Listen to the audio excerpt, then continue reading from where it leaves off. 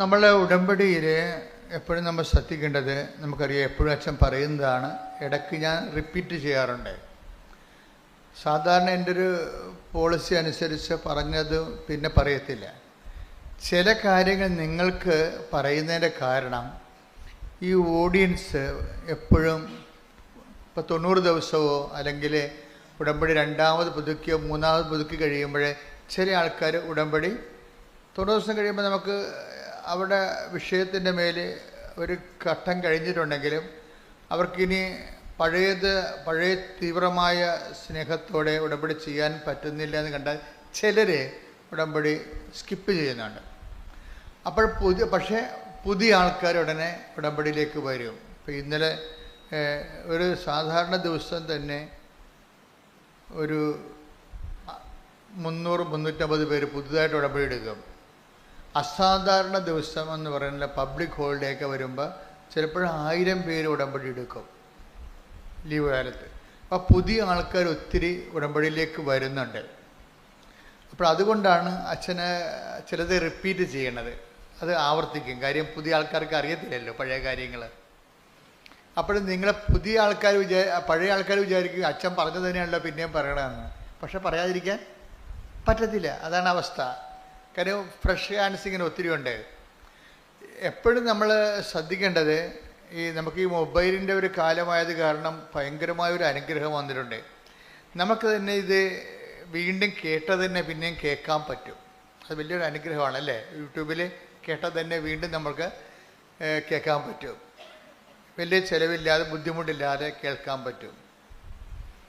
അത് എന്താ വെച്ചാൽ ഇതിൻ്റെ ടെക്നിക്കൽ നോളജാണ് ഇതിനുള്ളത്. നമ്മൾ സാധാരണ കരിസ്മാറ്റിക്, ഇപ്പോൾ ഞാൻ ഫെബ്രുവരി മാസത്തിൽ ഷാർജയിൽ ധ്യാനം നടത്തുന്നുണ്ട്. അത് കരിസ്മാറ്റിക് ധ്യാനമെന്നാണ് അവർ പറയണത്, ഉടമ്പടി ധ്യാനമല്ല. പക്ഷെ ചിക്കാഗോയിൽ ഞാൻ ജൂണിൽ ധ്യാനം നടത്തുന്നുണ്ട്, അത് ഉടമ്പടി ധ്യാനമാണ്. അതുകൊണ്ടാണ് നിങ്ങളോട് പറയണത്, നിങ്ങൾ അച്ഛനെ കാണണമെന്ന് നിർബന്ധമായിട്ട് വന്നിട്ടുള്ളവർ ഓഫീസിലൊന്ന് വിളിച്ച് ചോദിക്കണം. അത് പറയണം. എന്താ അച്ഛൻ നിങ്ങൾ വരുമ്പോൾ അച്ഛനില്ലെന്ന് ഒരു സങ്കടമല്ലേ?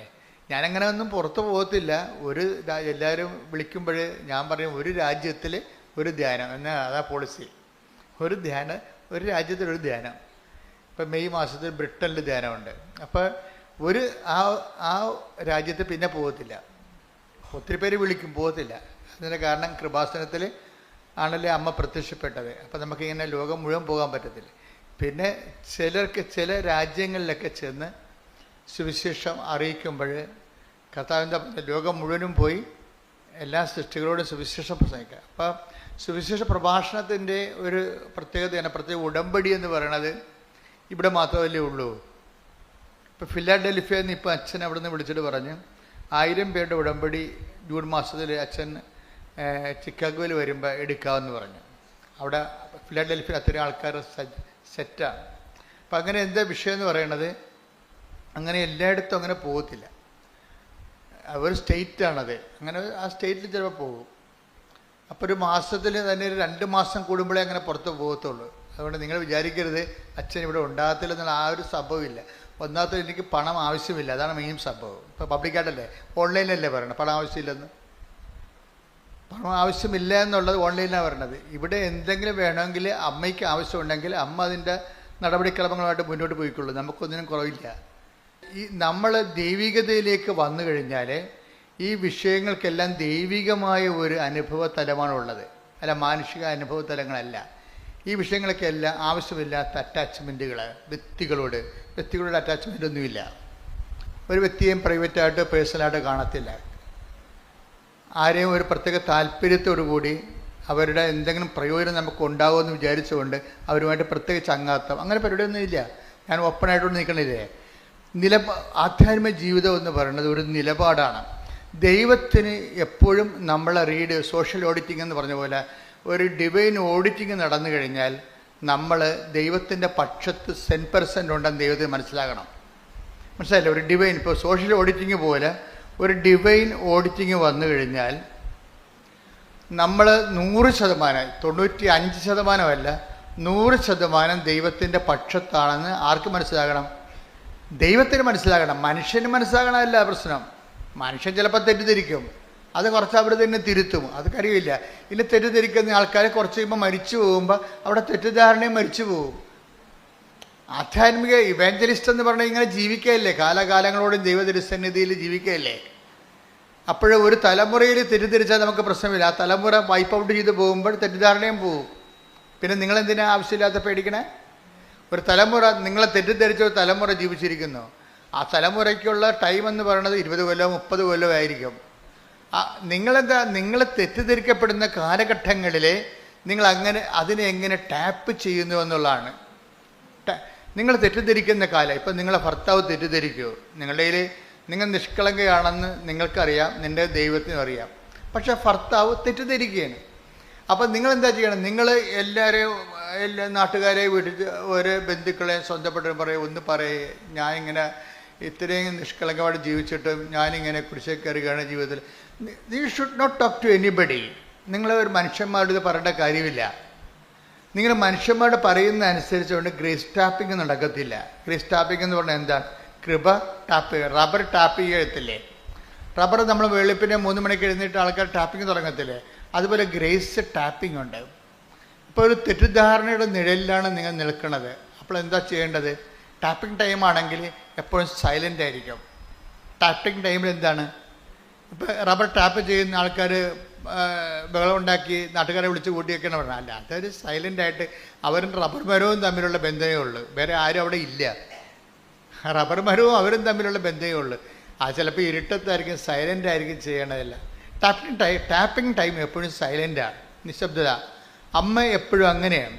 ഗ്രേസ് ടാപ്പിംഗ് ടൈമിനെ കുറിച്ച് എൻ്റെ മക്കളെ, അതായത് ഉടമ്പടി എടുക്കാൻ വരുമ്പോൾ നിങ്ങൾ മറക്കേണ്ടത് നിങ്ങളുടെ നിയോഗങ്ങളാണ് മറക്കേണ്ടത്.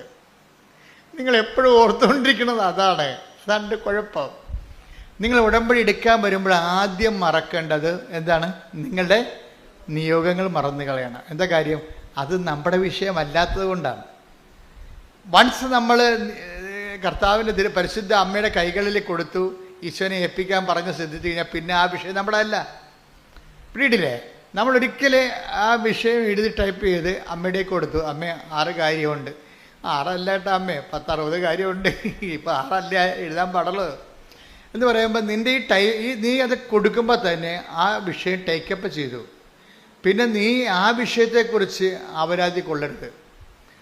ദൈവത്തിനെ ടെസ്റ്റ് അടിച്ച് നോക്കരുത്. അപ്പോൾ ഞാൻ ഉടമ്പടി ചെയ്തല്ലോ, ഇനി ഇപ്പം PR-ൻ്റെ പേപ്പർ വന്ന് കാണും, ഓഫർ ലെറ്ററിൻ്റെ പേപ്പർ വന്ന് കാണുമെന്ന് പറഞ്ഞുകൊണ്ട് നീ ഉടനെ കമ്പ്യൂട്ടറിൽ കയറി എപ്പോഴും കമ്പ്യൂട്ടറിൻ്റെ അത് ചാടി വീഴരുത്. അപ്പോൾ ദൈവത്തിന് മനസ്സിലാകും നിനക്ക് ഉടമ്പടി എന്ന് പറയുന്നത് ഏറ്റവും ഉടമ്പടി പ്രധാനപ്പെട്ട നിയോഗമല്ല. എന്താണ്? കഴിഞ്ഞ ആഴ്ച രസം പറഞ്ഞായിരുന്നു, ഉടമ്പടി പ്രധാനപ്പെട്ടത് ഉടമ്പടി തന്നെയാണ്. അതാണ് വിഷയം. ഉടമ്പടി പ്രധാനപ്പെട്ട നിയോഗമല്ല. ഉടമ്പടി പ്രധാനപ്പെട്ടത് ആരുമായിട്ടാണ് നമ്മൾ ഉടമ്പടി ചെയ്തിരിക്കുന്നത്, ആ വ്യക്തിയാണ് പ്രധാനപ്പെട്ടത്. അപ്പോൾ നമ്മളെന്ത് ചെയ്യും? നമ്മൾ ആ വ്യക്തിയുമായിട്ട് നമുക്ക് കീപ്പ് ചെയ്യാവുന്നത് വിശ്വാസമല്ല, പിന്നെന്താണ്? വിശ്വസ്തത. അതാണ് അച്ഛൻ അതേ റിപ്പീറ്റ് ചെയ്യണേണ്ട, പഴയ ക്ലാസ്സാണിത്. നമുക്ക് ഉടമ്പടിയിൽ പ്രൈമറി റിലേഷനിൽ വരണത് വിശ്വാസമല്ല, വിശ്വസ്തതയാണ് വരണത്. എന്താണ് വിശ്വസ്തത എന്ന് പറയുന്നത്? ഫിഡലിറ്റി. എന്താണത്? സർവൈവിങ് ഫെയ്ത്ത് എന്ന് പറയും. സർവൈവിങ് ഫെയ്ത്തിൻ്റെ ഫെയ്ത്തിന് ഇങ്ങനെ ഷോർട്ട് ടൈം ഫെയ്ത്ത് ഉണ്ട്. കർത്താവ് പറയും ഷോർട്ട് ടൈം ഫെയ്ത്ത് എന്നുവെച്ചാൽ അല്പവിശ്വാസി. എന്താ? വിശ്വാസമുണ്ട്, പക്ഷെ 2-3 ദിവസത്തെ വിശ്വാസമേ ഉള്ളൂ. അതാണ് അല്പവിശ്വാസി. എന്താണ് കാര്യം? ഫെയ്ത്ത് ഷോർട്ട് ടൈം ആകാൻ കാരണം അതിൻ്റെ അകത്ത് സംശയത്തിൻ്റെ കണ്ടൻറ്റ് കൂടുന്നത് കൊണ്ടാണ്. ഇപ്പോൾ പത്രോസ് കർത്താവ് കടലിൻ്റെ മീതെ നടന്നു വന്നത് കണ്ടപ്പോൾ, ഇപ്പോൾ കടലിൻ്റെ മീതെ നടക്കുന്നത് ഒരു പൊട്ടൻസിയാണെന്ന് മനസ്സിലായി പത്രോസിന്. കടലിൽ നീന്തിയിട്ടുള്ള ആളാണ്, പക്ഷെ നടന്നിട്ടില്ല. പക്ഷെ കർത്താവ് നടന്നു വരുന്നത് കണ്ടപ്പോൾ ഇങ്ങനെയൊക്കെ കടലിൻ്റെ പുറത്ത് ചെയ്യാൻ പറ്റുമല്ലേ? അപ്പോഴേ പത്രോസ് പറഞ്ഞു, if it is you, let me also come to you. നീയാണ് എങ്കിൽ എന്നെ കൂടി നിൻ്റെ അടുത്ത് വരാൻ അനുവദിക്കാം. അപ്പോഴേ പുള്ളിക്ക് ഭയങ്കര എന്നെ കൂടി നിൻ്റെ അടുത്ത്. Take the word of God. സ്തുതിക്കട്ടെ. ഹല്ലേലൂയ. യേശുവേ നന്ദി. ഹല്ലേലൂയ ഹല്ലേലൂയ ഹല്ലേലൂയ. യേശുവേ ആരാധന ആരാധന ആരാധന. യേശുവേ മഹത്വം മഹത്വം മഹത്വം. ഹല്ലേലൂയ ഹല്ലേലൂയ ഹല്ലേലൂയ. ആരാധന കൈകൾ വീശിക്കൊണ്ട് ആരാധന യേശുവേ ആരാധന ആരാധന ആരാധന യേശുവേ ആരാധന. സന്തോഷത്തോടെ പരിശുദ്ധ പരമദിവ്യകാരുണ്യത്തിന് ആരാധനയും സ്തുതിയും പുകഴ്ചയും ഉണ്ടായിരിക്കട്ടെ. കടലിരമ്പം പോലെ പരിശുദ്ധ പരമദിവ്യകാരുണ്യത്തിന് ആരാധനയും സ്തുതിയും പുകഴ്ചയും ഉണ്ടായിരിക്കട്ടെ. മത്തായി 14:28. മത്തായി 14:28. പത്രോസ് അവനോട് പറഞ്ഞു, കർത്താവേ, അങ്ങാണെങ്കിൽ ഞാൻ ജലത്തിനു മീതെ കൂടി അങ്ങയുടെ അടുത്തേക്ക് വരുവാൻ കൽപ്പിക്കുക. അപ്പോൾ ഈശോ എന്ത് പറയും? ഖാം എന്ന് പറയും. വരൂ, അവൻ പറഞ്ഞു. വരൂ. അപ്പൊ എന്താ പ്രശ്നം? ഖാം എന്ന് പറയുമ്പോൾ അങ്ങാണെങ്കിൽ അങ്ങയുടെ അടുത്തേക്ക് വരാൻ ഒരു ചെറിയ ഇരുട്ടുണ്ടേ, അതുകൊണ്ടാണ് ആളെ മനസ്സിലാകണില്ല. പക്ഷേ കർത്താവിൻ്റെ ഉടുപ്പും മുടി കാറ്റത്ത് പറക്കണ കണ്ടിട്ട് ഏറെക്കുറെ അങ്ങാണെന്ന്, അങ്ങല്ലാതെ വേറെ ആരും ഇങ്ങനെ വരാൻ സാധ്യതയില്ല. അതൊക്കെ ഒരു നോളജാണ് പുള്ളിയുടെ. അതാണ് കർത്താവ് അങ്ങാണെങ്കിൽ ഈ കടലിൻ്റെ മീതെ അങ്ങയുടെ അടുത്തേക്ക് വരാൻ എന്നെയും അനുവദിക്കാൻ പറയും. പക്ഷേ അദ്ദേഹം അത് പറയുന്നതിൻ്റെ ഫീൽ എന്താണ്? നോട്ട് ഫെയ്ത്ത് ഫീലിംഗ് അല്ല അതിൻ്റെ അകത്തുള്ളത്, ഒരു ലവ് ഫീലിംഗ് ആണ്. മനസ്സിലായില്ലേ? അതാണ് അതിൻ്റെ ആ പേഴ്സണൽ റിലേഷനിൽ വരുന്ന സാധനം ഒരു ലവ് ഫീലിംഗ് ആണ്. ക്രിസ്തുവുമായിട്ട് ഒരു ലവ് ഫീലിംഗ്, വ്യക്തിപരമായ ലവ് ഫീലിംഗ് സാധ്യമാണെന്ന് നമ്മൾ മനസ്സിലാക്കി തരുന്ന ആദ്യത്തെ അപ്പോസ്തലനാണ് പത്രോസ്. യോഹന്നാനൊക്കെ പിന്നെ വരുന്ന ആൾക്കാരാണ്. സെക്കൻഡ് ടൈമിലാണ് യോഹന്നാനൊക്കെ വരുന്നത്. അത് അവസാനം അങ്ങനെയാണ്. ക്രിസ്തുവിനോട് ഒരു പേഴ്സണൽ റിലേഷൻ, നമുക്ക് ദൈവത്തോടൊരു വിശ്വാസ റിലേഷനല്ലേ ആൾക്കാർക്ക് ഉണ്ടാകണത്. അതിനേക്കാൾ ഉപരി ഒരു ലവ് റിലേഷൻ ക്രിസ്തുവുമായിട്ട് സാധ്യമാണെന്നുള്ളത് നമ്മളെ പഠിപ്പിക്കുന്നത് പത്രോസിനോട് ചേർന്ന് വന്നിട്ടുള്ള കഴിഞ്ഞ 2000 വർഷങ്ങളായിട്ട് വന്നിട്ടുള്ള മഹാവിശുദ്ധന്മാരൊക്കെ, അറിയപ്പെടാത്ത വിശുദ്ധന്മാരും അറിഞ്ഞ വിശുദ്ധന്മാരും എല്ലാം ക്രിസ്തുവിനെ മനസ്സിലാക്കുന്നത് ഒരു വിശ്വാസത്തിൻ്റെ ലെവലിലല്ല, പിന്നെ എന്താണ്, ഒരു പേഴ്സണൽ ലെവല്, സ്നേഹത്തിൻ്റെ ലെവലിലാണ്. ഇപ്പം ചിലരൊക്കെ പറയും, ഞാൻ എപ്പോഴും മാതാവിനോട് സംസാരിക്കുന്നുണ്ടെന്ന് പറയുന്നില്ലേ, മാതാവ് എന്നോട് സംസാരിക്കുന്നുണ്ടെന്ന് പറയും. അതായത് ഒരു സമയത്ത് നമ്മൾ സംസാരിക്കാൻ തുടങ്ങിയാൽ അത് സത്യസന്ധമാണ് ദൈവത്തെ മനസ്സിലായ ദൈവം പിന്നെ നമ്മളോട് സംസാരിക്കാൻ തുടങ്ങും. അതിന് ഒരു പഞ്ഞമില്ല ആ സംഭവത്തിന്. നമുക്ക് ദൈവം പറയുന്ന പോലെ നമ്മൾക്ക് മനസ്സിൽ ആത്മാവിൽ നമുക്ക് തോന്നിക്കുകയും നമ്മൾ അതുപോലെ ചെയ്യുകയും അതെല്ലാം സത്യമാകുകയും ചെയ്യും. ഈ ഉടമ്പടി വന്നത് അങ്ങനെയല്ലേ, ഒരു ഇൻട്രാക്ഷൻ ഡയലോഗിലാണ് ഇതെല്ലാം വരണം. അല്ലാതെ ആരെങ്കിലും എന്നെ പഠിപ്പിച്ചതാണ് ഉടമ്പടി തൈലം, ഉടമ്പടി ഉപ്പെന്നൊക്കെ പറഞ്ഞത്. ഇതൊക്കെ സംസാരത്തിൽ നിന്ന് കർത്താവ് നമുക്ക് ഉള്ളിൽ വെളിവാക്കി തന്നെ കാര്യങ്ങളാണ്. അപ്പോൾ ഉപ്പ് എനിക്കറിയത്തില്ല, ഉപ്പിന് ഇത്രയും കണ്ട് ആധികാരിക ശക്തി ദൈവത്തിൻ്റെ നാമത്തിൽ ഉപ്പ് എന്ന് പറയുന്ന മീഡിയത്തിന് അവകാശ ശക്തി, അധികാര ശക്തി ഉണ്ടെന്ന് എനിക്കറിയത്തില്ല. ഉപ്പ് ജനങ്ങൾ ആക്ടിവേറ്റ് ചെയ്ത് കഴിഞ്ഞപ്പോൾ ജനങ്ങൾ അത് വളരെ മനോഹരമായ രീതിയിൽ അപ്ലൈ ചെയ്യാൻ തുടങ്ങിയപ്പോഴാണ് ഞാൻ ഇതിൻ്റെ റെഫറൻസിലേക്ക് ബൈബിളിൽ ചെല്ലുമ്പോഴാണ് ഉപ്പ് അപ്ലൈ ചെയ്തിട്ടുള്ള പല ഭാഗങ്ങൾ കാണുന്നത്. അപ്പോഴാണ് ഉപ്പിന് ഉടമ്പടിയുമായിട്ട് ബന്ധമുള്ളത് നമുക്ക് ഉടമ്പടിയുടെ ടേംസ് കിട്ടണത്. അപ്പോൾ നോക്കുമ്പോൾ നമ്മൾ ഉപയോഗിച്ചുകൊണ്ടിരിക്കുന്ന എല്ലാ നേർച്ച വസ്തുക്കൾക്കും തന്നെ ഉടമ്പടിയുടെ പെർസ്പെക്റ്റീവിൽ വളരെ തിയോളജിക്കൽ ഇംപ്ലിക്കേഷൻസ് ഉള്ളതാണ്, ദൈവശാസ്ത്രപരമായിട്ടുള്ള സൂചകങ്ങളുള്ളതാണ്. പക്ഷേ ഇതെങ്ങനെയാണ് ഉപയോഗിക്കുന്നത്, ഇത് ഉപയോഗിക്കുമ്പോൾ നമ്മുടെ മെൻ്റൽ കണ്ടീഷൻ എന്താണ്, അതൊക്കെയാണ് ഉടമ്പടി ധ്യാനത്തിൽ പറയണത്. അതുകൊണ്ടാണ് അത് ടെക്നിക്കൽ നോളജാണ്, ശ്രദ്ധിച്ചിരിക്കണമെന്ന് പറഞ്ഞതിൻ്റെ കാരണം. അപ്ഡേഷൻസ് വരണം, എല്ലാത്തിനും പുതിയ പുതിയ അപ്ഡേഷൻസ് എപ്പോഴും വന്നുകൊണ്ടിരിക്കും. കാര്യം വെച്ച് കഴിഞ്ഞാൽ ഉടമ്പടി പടയാളികളെന്നും പറഞ്ഞൊരു വംശം തന്നെ ഇറങ്ങിയിരിക്കുകയാണ്. അവർ അതിമനോഹരമായ രീതിയിൽ വെന്റിലേറ്ററിലും ICUവിലും, അതുപോലെ തന്നെ ഇപ്പം തന്നെ ഒരു സാക്ഷ്യം കേട്ടില്ലേ, ഇന്ത്യയിൽ തന്നെ UPSൽ 2 സീറ്റേ ഉള്ളൂ, അതിൽ 1 സീറ്റ് ഇവർക്ക് കിട്ടും. പക്ഷേ ഇവർക്ക് മെറിറ്റില്ല. അപ്പോൾ ഞാൻ എപ്പോഴും ഓർക്കുവേ, ഈ ഉടമ്പടിയുടെ ഏറ്റവും വലിയ ഉടമ്പടിയുടെ കത്തിജ്വലിക്കുന്ന ആധാരങ്ങളിൽ ഒന്നെന്താണ്? Not by merit but by grace.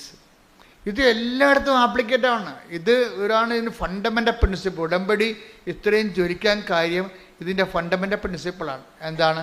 Not by merit, നിൻ്റെ കഴിവ് കൊണ്ടല്ല, പിന്നെ എന്താണ്? എൻ്റെ കൃപ കൊണ്ടാണെന്ന്. അതാണ് ഇത്. നിങ്ങൾ ഉടമ്പടി എടുത്തവരെ ശരിക്കും പറഞ്ഞാൽ ഒരു ലെറ്റർ പാഡിൽ എഴുതിയിട്ട് നിങ്ങളുടെ എവിടെ കാണപ്പെടുന്ന സ്ഥലത്ത് ഒട്ടിച്ച് വെക്കേണ്ടതാണ്. നിങ്ങളെ ഈ കുടുംബം ഇനി റൺ ചെയ്യാൻ പോണത് നോട്ട് ബൈ മെറിറ്റിലാണ്. അതായത് അടിച്ചു വെക്കണം ശരിക്കും. Not by merit but by grace. എന്നുവെച്ചാൽ എൻ്റെ കഴിവ് കൊണ്ടല്ല, ദൈവത്തിൻ്റെ കൃപ കൊണ്ട്. അപ്പം നമുക്ക് നമ്മുടെ മുമ്പിൽ ഈ ഒരു വചന വെളിപാട് അനന്തമായ സാധ്യതയാണ് തരണത്. ഇപ്പം നിങ്ങൾക്ക് 15 കോടി കടമുണ്ട്. നിങ്ങൾക്കറിയാം നിങ്ങളുടെ മൊത്തം വിറ്റ് ചുട്ടാലും ആ കടം പരിഹരിക്കത്തില്ല, മെറിറ്റില്ല. പക്ഷേ സാധ്യമാണ്. എന്താണ്? Not by merit but by grace. ഇപ്പം ധനവാൻ ഒരു ബിസിനസ് മാനാണ്. അയാൾ ബിസിനസ്സുകാർ ഒന്നും ദൈവരാജ്യത്തിലേക്ക് വരാൻ വലിയ പാടാണ്. ബിസിനസ്സുകാരെ എന്താ കാര്യം വെച്ച് കഴിഞ്ഞാൽ അവർക്ക് 4-5 പുസ്തകം കാണില്ല. ചിലർക്ക്, എല്ലാവർക്കും ഒന്നുമല്ല, 4-5 കുടുംബത്തിൻ്റെ ഷെയർ ഹോൾഡേഴ്സിനെ കാണിക്കാനൊരു പുസ്തകം ഇല്ലേ, ഗവൺമെൻറ് ഇൻകം ടാക്സിനെ കാണിക്കാൻ വേറൊരു പുസ്തകം. അങ്ങനെ പല പുസ്തകങ്ങൾ ചില സമയത്ത് ചില ബിസിനസ്സുകാർ സൂക്ഷിക്കുന്നു. അവർക്ക് അവിടെ ന്യായങ്ങളുണ്ട്. അതൊന്നും ശരിയാണെന്ന് സുവിശേഷത്തിൽ പറയത്തില്ല. പക്ഷേ അതല്ല, സുവിശേഷം വേറെ ചില ആശങ്കകൾ കാണിക്കും. എന്താ കാര്യം?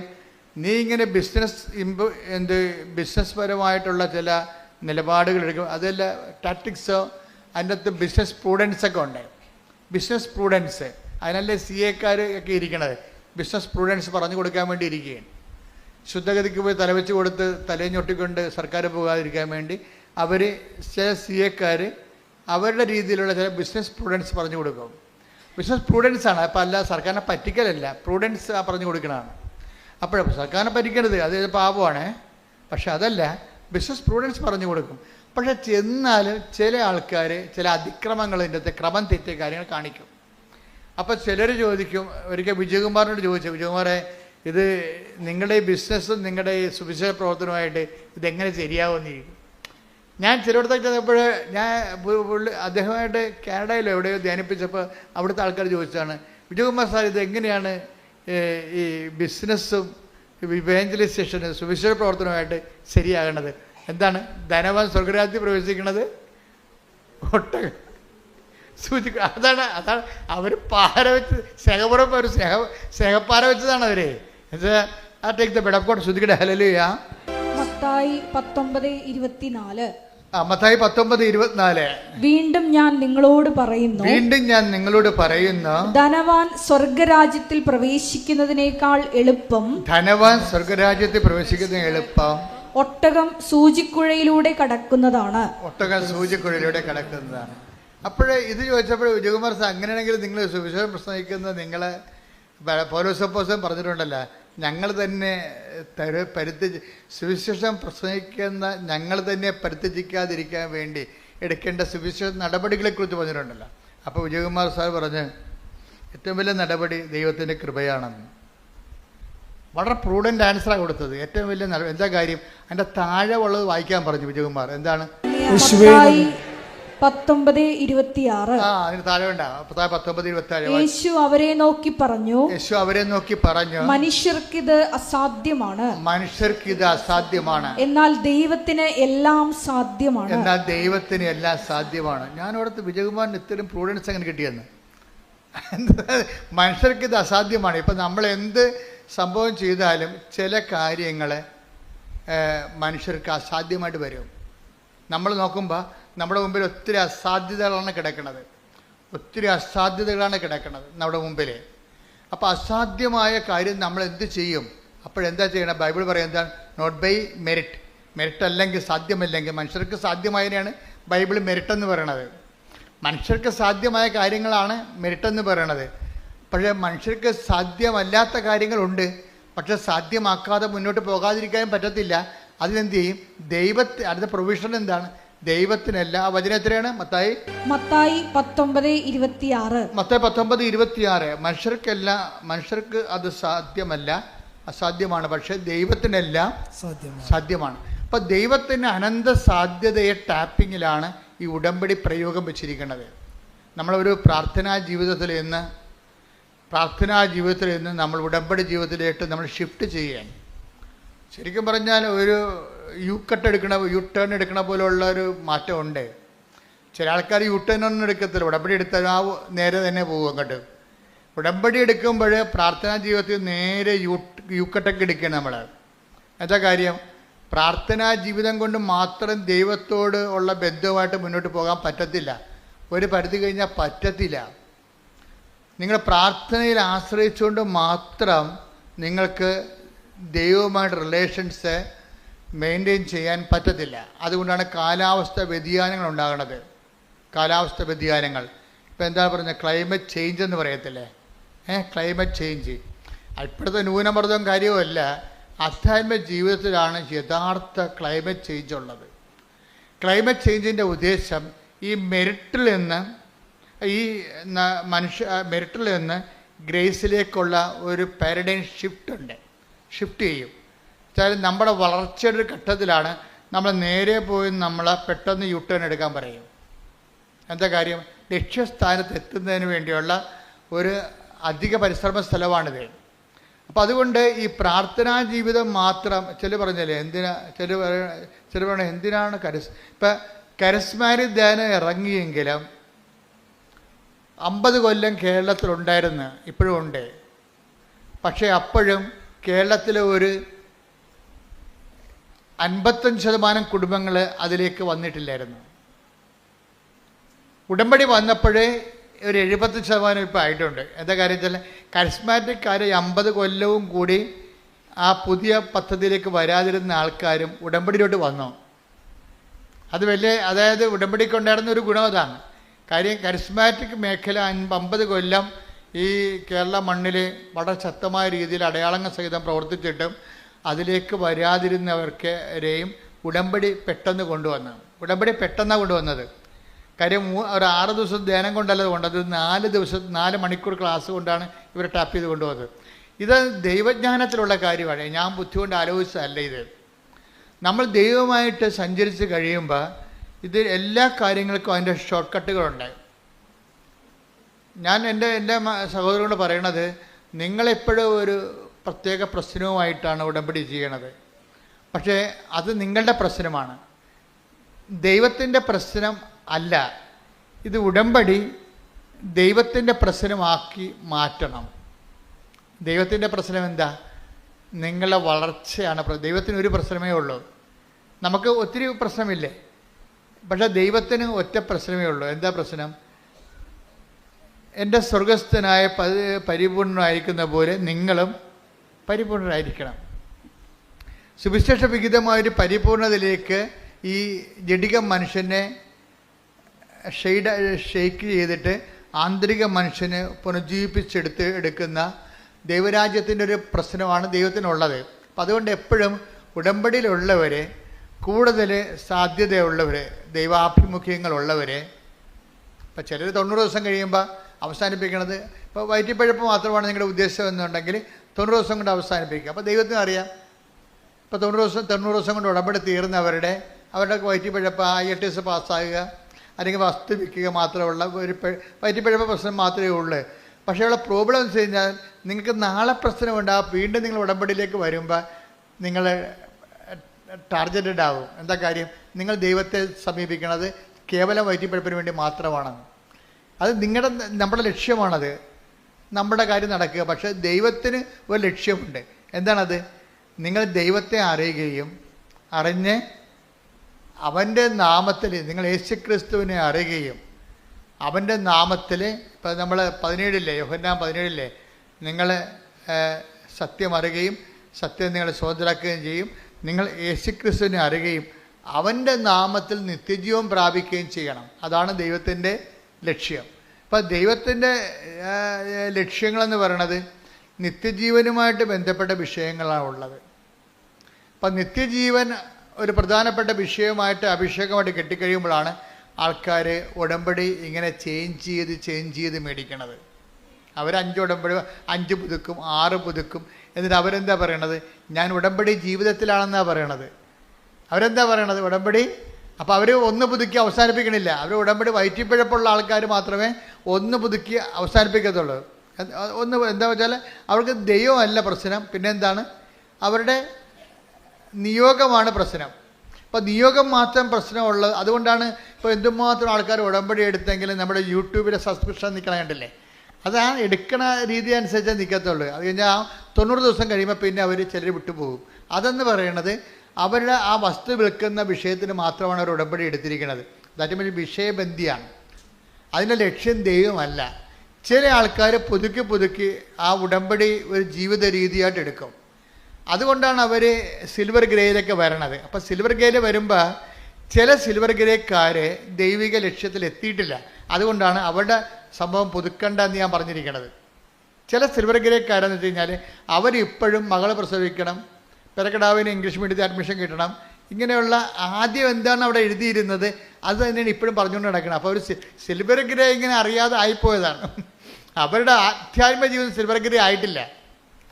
അവിടെ സിൽവർ ഗ്രേ ഇങ്ങനെ പത്രം മേടിച്ചും മേടിച്ചു വന്നപ്പോൾ അറിയാണ്ട് ഇങ്ങനെ ഇതിൻ്റെ കളർ വ്യത്യാസം വന്നു പോയതാണ്. അവിടെ ആധ്യാത്മിക ജീവിതം ഇപ്പോഴും കേന്ദ്രീയ വിദ്യാലയത്തിൽ പേരക്കടാവിന് അഡ്മിഷൻ കിട്ടണമെന്ന് പറഞ്ഞാണ് സിൽവർ ഗ്രേക്കാർ ചിലർ നടക്കുന്നത്. ഞാൻ പറഞ്ഞു അവിടെ പുതുക്കേണ്ട കാര്യമില്ല. കാര്യം എന്താ? ദൈവിക ലക്ഷ്യം അവർ അട്ടിമറിച്ചിട്ടുണ്ട്. ദൈവിക ലക്ഷ്യം. കാര്യം ഇത്രയും നാൾ ഈ സിൽവർ ഗ്രേയിൽ പോയിട്ട് ഇപ്പോഴും പേരക്കടാവിന് കേന്ദ്രീയ വിദ്യാലയത്തിൽ അഡ്മിഷൻ കിട്ടണമെന്ന് പറഞ്ഞുകൊണ്ട് ഉടമ്പടി വെച്ച അതിൻ്റെ അർത്ഥം എന്താണ്? അവരിപ്പോഴും വയറ്റിപ്പഴപ്പിൽ തന്നെ നിൽക്കുകയാണ്. ദൈവമായിട്ട് അവർക്ക് ബന്ധങ്ങളില്ല. ദൈവത്തിൽ വളരുകയോ ദൈവത്തിൽ നിങ്ങൾക്കറിയാമല്ലോ, ദൈവത്തെ കൊടുക്കാൻ തോന്നും. ഇപ്പം സിൽവർ ഗ്രേ എന്ന് കഴിഞ്ഞാൽ പിന്നീട് ഒന്നും ഉണ്ടാകത്തില്ല. അവർക്ക് എവാഞ്ചലൈസേഷൻ മാത്രമേ ഉണ്ടാകത്തുള്ളൂ. എന്താ കാര്യം? ഉടമ്പടിയുടെ തലയെന്ന് പറഞ്ഞത് എന്താ? ഉടമ്പടിയുടെ തലയെന്ന് പറയുന്നത് പ്രത്യക്ഷിക്കുന്ന പ്രാർത്ഥന അല്ല. ഉടമ്പടിയുടെ നാക്ക് മാത്രമാണ് പ്രത്യക്ഷിക്കുന്ന പ്രാർത്ഥന. ഉടമ്പടിയുടെ തലയെന്ന് പറയുന്നത് ഇവാഞ്ചലൈസേഷനാണ്. ഇവാഞ്ചലൈസേഷനിലൂടെ മാത്രമേ കൃപ വരത്തുള്ളൂ. അതാണ് വിഷയം. മറ്റെല്ലാം അനുഗ്രഹങ്ങളാണ്. ഇപ്പം അറിയണമെങ്കിലേ ഒന്ന് സ്തുതിക്കട്ടെ മക്കളെ. യേശുവേ സ്തോത്രം. ഹല്ലേലൂയ ഹല്ലേലൂയ ഹല്ലേലൂയ ഹല്ലേലൂയ ഹല്ലേലൂയ. ഈശോയെ ആരാധന. ഹല്ലേലൂയ ഹല്ലേലൂയ ഹല്ലേലൂയ ഹല്ലേലൂയ. ഞങ്ങളെക്കുറിച്ച് സംസാരിക്കുന്നു. ഉടമ്പടിയുടെ തലയുണ്ട്, ഉടമ്പടിയുടെ ഹൃദയമുണ്ട്, ഉടമ്പടിയുടെ കൈയുണ്ട്, ഉടമ്പടിയുടെ കാലുണ്ട്. ഇങ്ങനെ വ്യത്യസ്തമായ. അപ്പം ഇത് തമ്മിൽ വ്യത്യാസം മനസ്സിലാക്കണം. അത് തലയെന്ന് പറഞ്ഞത് എന്താണ്? കൃപ ടാപ്പ് ചെയ്യാൻ പറ്റുന്ന പദ്ധതിയാണ് തലയെന്ന് പറയണത്. അനുഗ്രഹമാണ് ബാക്കി എല്ലാ കാര്യങ്ങളും. ഇപ്പം ഈ സിൽവർ ഗ്രേയിലൊക്കെ വരുമ്പോൾ ഇവർക്ക് അവസാനം ഇവർ ദൈവമായിട്ട് ഫുൾ ഇൻ്റലക്ച്വലി അവർ കൺവിൻസ്ഡ് ആണ് ഈ വിഷയത്തെക്കുറിച്ച്. അവർ ഇമോഷണലി ഡിസ്റ്റർബ്ഡ് അല്ല. എൻ്റെ പ്രോബ്ലം വെച്ച് കഴിഞ്ഞാൽ ഒരു ഫാക്കൽറ്റഡ് മനുഷ്യനെ if they are intellectually convinced they are not emotionally disturbed. അതാണ് മനുഷ്യൻ്റെ ഒരു വിഷയത്തെക്കുറിച്ച് നമുക്ക് ആന്തരിക ബൗദ്ധിക ബോധ്യം കിട്ടിയാൽ വൈകാരികമായിട്ട് നമ്മൾ അലോസരല്ല. ഉടമ്പടിയിലെ തല കറക്റ്റായിട്ട് വർക്ക് ചെയ്യുന്നുണ്ടെന്നുണ്ടെങ്കിൽ കൃപ ടാപ്പ് ചെയ്യാൻ തുടങ്ങും. ഇപ്പോൾ ഉദാഹരണത്തിന് ഉടമ്പടി തലയെന്ന് പറയുന്നത് എന്താണ്? വിശ്വാസ കൈമാറ്റമാണ്. ചില കർത്താവ് തന്നെ അവർ പറഞ്ഞ് 72 പേരെ പറഞ്ഞു വിട്ടില്ലേ ഈശോ? 72 പേരെ പറഞ്ഞു വിട്ട് ഈ 2 പേരായിട്ട് താൻ പോകാനിരുന്ന ഗ്രാമങ്ങളിലേക്കെല്ലാം ഈ 2 പേരായിട്ട് പോകാൻ വേണ്ടി വഴിയൊരുക്കാൻ വേണ്ടി 72 പേരെ പറഞ്ഞു വിട്ട്. അവർ തിരിച്ചു വന്നപ്പോഴും അവരിങ്ങനെ ആഹ്ലാദത്തോടെ പറഞ്ഞു. എന്താ പറഞ്ഞത്? കർത്താവേ, നിന്റെ നാമത്തിൽ പിശാചുക്കൾ പോലും ഞങ്ങൾക്ക് കീഴ്പ്പെട്ടു. അതാണ്. അപ്പം പിശാചുക്കൾ പോലും വിട്ടൊഴിഞ്ഞു പോയെന്ന അതെന്താണ്? അത് ബ്ലെസ്സിങ്സാ. കർത്താവ് പറഞ്ഞു ബ്ലെസ്സിങ്സ് ആണല്ലോ അത് വലിയ കഥ എന്നുള്ള കാര്യമല്ല. മറിച്ച് നിങ്ങളുടെ പേരുകൾ സ്വർഗത്തിൽ എഴുതിയിരിക്കുന്നതിൽ സന്തോഷിക്കാൻ കർത്താവ് ആത്മാവിൽ ആനന്ദ നിർവൃതി കൊണ്ടിട്ട് പറയും, ആ പിതാവേ, ഇക്കാര്യങ്ങൾ നീ വിജ്ഞാനികളിലും വിവേകമതികളും മറച്ചു വെച്ചു ശിശുക്കൾക്ക് വെളിപ്പെടുത്തി കൊടുത്തതിൽ ഞാൻ അങ്ങേ സ്തുതിക്കുന്നു. കർത്താവിൽ ആത്മാവിൽ ആനന്ദിക്കുകയും. നിങ്ങളിലേക്ക് കൃപയെ അപ്ലോഡ് ചെയ്യാൻ തുടങ്ങിക്കഴിഞ്ഞാൽ കർത്താവ് ആത്മാവിൽ ആനന്ദിക്കാൻ തുടങ്ങും. ആനന്ദിക്കണം എന്തുകൊണ്ടാണെന്ന് വെച്ച് കഴിഞ്ഞാൽ ഇത് സുവിശേഷ കൈമാറ്റം നടന്നു. അതാണ് വിഷയം. 72 പേരെ പറഞ്ഞു വിട്ടത് എന്തിനാണ്? വിശ്വാസം കൈമാറാൻ വേണ്ടിയാണ്. Take the bed of God. 10:20 ലൂക്കാ സുവിശേഷം. ലൂക്കാ 10:20. ലൂക്കാ 10:20. എന്നാൽ പിശാചുക്കൾ നിങ്ങൾക്ക് കീഴടങ്ങുന്നു എന്നതിൽ നിങ്ങൾ സന്തോഷിക്കേണ്ട. മറിച്ച് പനി മാറി, അല്ലെങ്കിൽ ക്യാൻസർ മാറി, അല്ലെങ്കിൽ നിങ്ങളെ രോഗം മാറി എന്നതിൽ വലിയ സന്തോഷമൊന്നും കാണിക്കണ്ട. കാര്യം എന്താണ്? ദൈവം സന്തോഷിക്കുന്നത് എന്തിലാണ്? സുവിശേഷം കൈമാറി എന്നതിലാണ്. അവിടെയാണ് വിഷയം. ഇപ്പം കൃപാസനം പത്രത്തെക്കുറിച്ച് എന്തുമാത്രം സഭയുടെ അകത്തും പുറത്തും പൊതുജനങ്ങളിൽ എന്തുമാത്രം കലാപക്കൊടിയും ഉണ്ടായി. ആ കാലങ്ങളിലൊക്കെ ഞാൻ ആകപ്പാടെ ഇങ്ങനെ പ്രാർത്ഥിച്ച് നിൽക്കുകയാണ് ചെയ്തത്. കാര്യം ഞങ്ങൾക്കറിയാമായിരുന്നു പത്രത്തിലാണ് ഈ സംഭവം ഇരിക്കണം മുഴുവനും എന്ന്.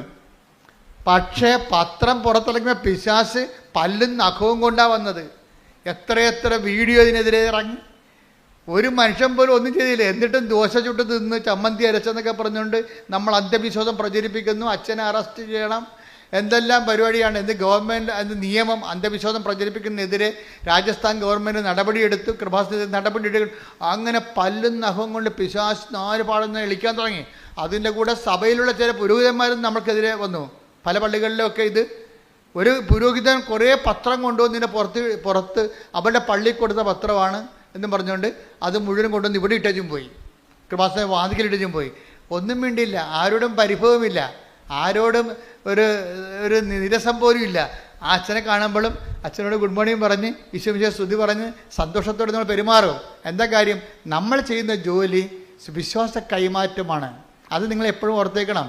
നമുക്ക് വേറെ ഒരു ലക്ഷ്യമില്ല. നമ്മുടെ ജോലി എന്താണ്? ക്രിസ്തുവിനെ കൈമാറുകയാണ്. അപ്പം ക്രിസ്തുവിനെ കൈമാറുമ്പോൾ സ്വീകാര്യമല്ലാത്തവർക്ക് പലതരത്തിലുള്ള റെസ്പോൺസ് ഉണ്ടാകും. ആൻറ്റി റെസ്പോൺസ് ആയിരിക്കും മിക്കതും. ക്രിസ്തുവിനെ സ്വീകരിക്കാത്തവരെല്ലാം പിന്നെ ആദ്യം സ്വീകരിക്കാതിരുന്ന ആരാണെന്ന് നമുക്കറിയാമല്ലോ. അവൻ തൻ്റെ ജനങ്ങളുടെ അടുക്കിലേക്ക് വന്നു. തൻ്റെ ജനങ്ങളാകട്ടെ അവനെ അറിഞ്ഞില്ല. അതല്ലേ സംഭവം. യോഹന്നാൻ 1:11.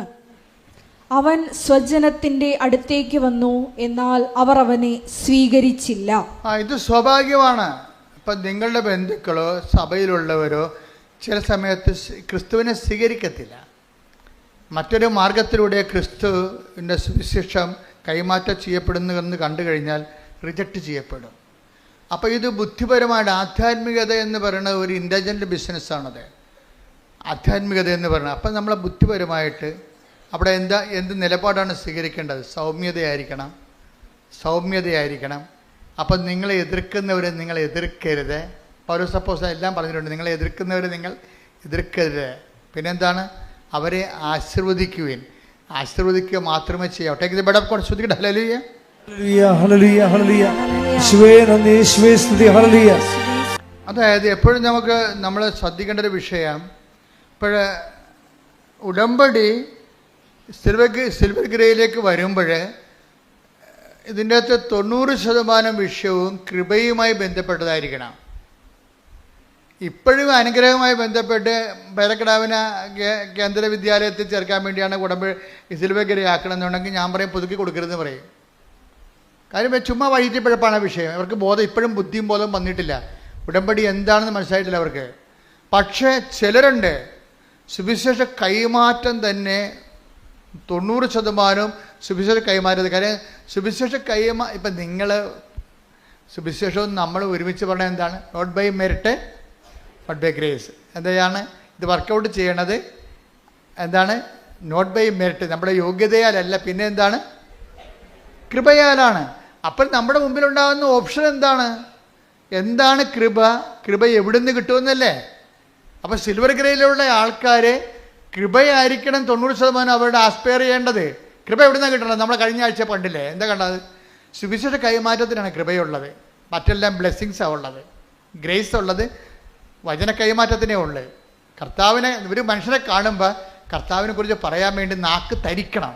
അപ്പോൾ ഓർക്കുക, നീ കൃപയിലാണെന്ന് ഓർക്കണം. അത് ദൗത്യമാണ്, മിഷൻ എന്ന് പറയും. ദൗത്യത്തിനാണ് കൃപയുള്ളത്. 14:26 എടുത്തേ. നടപടി പുസ്തകം 14:26. അപ്പോസ്തല പ്രവർത്തനങ്ങൾ 14:26. അപ്പോസ്തല പ്രവർത്തനം 14:26. അവിടെ നിന്ന് അന്ത്യോക്യയിലേക്ക് കപ്പൽ കയറി തങ്ങൾ നിർവഹിച്ച ദൗത്യത്തിന് മിഷൻ കണ്ട, തങ്ങൾ നിർവഹിച്ച മിഷന് ആവശ്യമായിരുന്ന ദൈവകൃപയ്ക്ക് അവർ അനുഗ്രഹമല്ല, എന്താണ് ദൗത്യത്തിന് വേണ്ടത്, മിഷന് വേണ്ടത്, വിശ്വാസ കൈമാറ്റത്തിന് വേണ്ടത്, ഇവാഞ്ചലൈസേഷന് വേണ്ടത് എന്താണ്? കൃപ. തങ്ങൾക്ക് ആവശ്യമായ ദൗത്യത്തിന്, തങ്ങൾ നിർവഹിച്ച ദൗത്യത്തിന് ആവശ്യമായ കൃപ, ദൈവകൃപയ്ക്ക് അവർ ഭരമേൽപ്പിക്കപ്പെട്ടത് അവിടെ വച്ചാണല്ലോ. അപ്പൊ നിങ്ങള് ദൈവകൃപയ്ക്ക് പരമേൽപ്പിക്കപ്പെടുന്ന എവിടെ വെച്ചാണ്? മാതാവിൻ്റെ പ്രത്യക്ഷീകരണ സന്നിധാനത്തിൽ വെച്ചാണ്. പ്രത്യക്ഷീകരണ സന്നിധാനത്തിൽ എന്താ സംഭവിക്കുന്നത്? ദൈവകൃപയ്ക്ക് നിങ്ങൾ പരമേൽപ്പിക്കപ്പെടുകയാണ്. അപ്പം ഞാൻ ചോദിക്കുന്നത്, നിങ്ങൾ മറുപടി, പ്രത്യക്ഷീകരണ സന്നിധാനത്തിൽ വെച്ച് നിങ്ങൾ എന്താ സംഭവിക്കണത്? പറഞ്ഞ്, ദൈവകൃപയ്ക്ക് ഞങ്ങൾ പരമേൽപ്പിക്കപ്പെടുന്നു. അപ്പൊ ദൈവകൃപയ്ക്ക് പരമേൽപ്പിക്കപ്പെടുന്നത് അതെങ്ങനെയാണ് പിന്നെ ആക്ടിവേറ്റ് ആകണത്? നിങ്ങൾ കൃപയുടെ പ്രവർത്തനങ്ങൾ ചെയ്യുമ്പോഴാണ്. കൃപയുടെ പ്രവർത്തനങ്ങൾ എന്ന് പറഞ്ഞാൽ എന്താണ്? അത് പിശാചുകൾ ഒഴിഞ്ഞു പോണതും പനി മാറണതും ക്യാൻസർ മാറണതും ഒന്നുമല്ല, അതൊക്കെ അനുഗ്രഹമാണ്. കൃപയുടെ പ്രവർത്തനം എന്താണ്? അതാണ് നമ്മൾ ആദ്യം 19 എത്ര കണ്ടത്? 10:20 വായിച്ചേ. ലുക്ക 10:20. എന്നാൽ പിശാചുക്കൾ നിങ്ങൾക്ക് കീഴടങ്ങുന്നു എന്നതിൽ നിങ്ങൾ സന്തോഷിക്കേണ്ട. ക്യാൻസർ മാറുന്നതിൽ അല്ല സന്തോഷം ഉണ്ടാകും തീർച്ചയായിട്ടും. പക്ഷെ അതിലല്ല യഥാർത്ഥ സന്തോഷം പറയുന്നത് എങ്ങനെയാണ്? എന്താണ്? മറിച്ച് നിങ്ങളുടെ പേരുകൾ സ്വർഗത്തിൽ എഴുതപ്പെട്ടിരിക്കുന്നു എന്നതിൽ സന്തോഷിക്കുവിൻ. അതെന്താ? കൃപയുടെ പ്രവർത്തനങ്ങളിൽ മാത്രമേ സ്വർഗത്തിൽ പേരെഴുതത്തുള്ളൂ. ക്യാൻസർ മാറിയ ആശുപത്രിയിലെ പേര് വെട്ടുകയുള്ളൂ, അല്ലേ? രോഗം മാറിയ പേര് വെട്ടണം എന്നല്ലേ അവർ പറയണത്. നമുക്ക് പേര് വെട്ടണ ആൾക്കാരായിട്ടല്ല മാറണം, പേര് എഴുതി ചേർക്കുന്ന ആൾക്കാരായിട്ട് മാറണം. എങ്ങനെയാണ് അത് പേരെഴുതി ചേർക്കുന്നത്? എങ്ങനെയാണ്? പിശാചുക്കൾ നിങ്ങൾക്ക് കീഴ്പ്പെടുത്തുന്നതിലല്ല, മറിച്ച് സ്വർഗത്തിൽ നിങ്ങളുടെ പേരുകൾ കർത്താവിൻ്റെ ഹൃദയത്തിൽ എഴുതി ചേർത്തിരിക്കുന്നത്. എന്തുകൊണ്ടാണ്? സുവിശേഷം കൈമാറുന്നതിലൂടെ.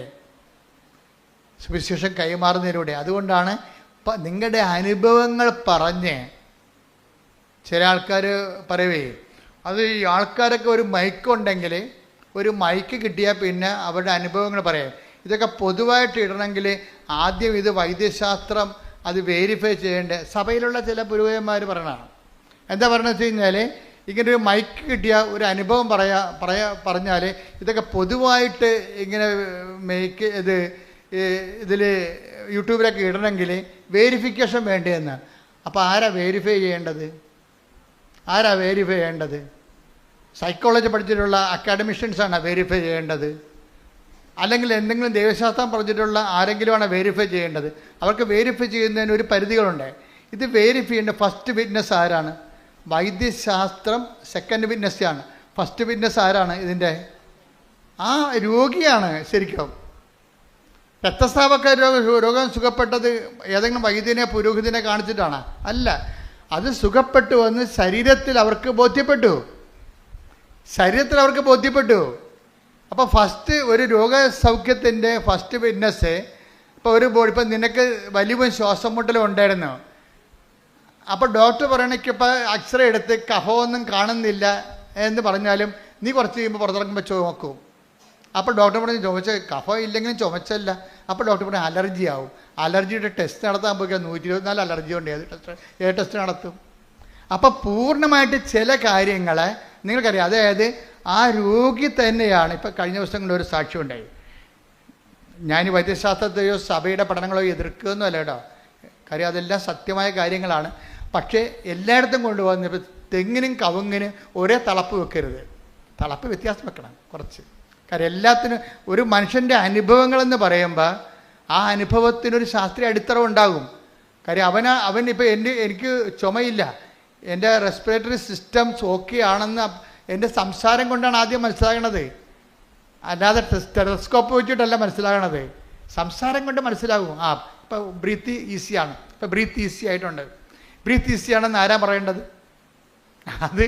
അത് ചെയ്ത ആളാണ് പറയേണ്ടത്. ബ്രീത്ത് ഈസിയാണ്, എനിക്കിപ്പോൾ ശ്വസിക്കാൻ പറ്റുന്നുണ്ടെന്ന് ആരാ പറയേണ്ടത്? അപ്പോൾ പ്രാർത്ഥന കൊണ്ട് ചില ആൾക്കാർക്ക് അവർക്ക് വ്യക്തിപരമായ ചില ബോധ്യങ്ങൾ കിട്ടും. വ്യക്തിപരമായ ബോധ്യങ്ങളുടെ ശേഷം ആ വ്യക്തി വൈദ്യശാസ്ത്രത്തെ കാണണം. എനിക്ക് രോഗം മാറിയായിട്ട് തോന്നണം, വാട്ട് യു സേ?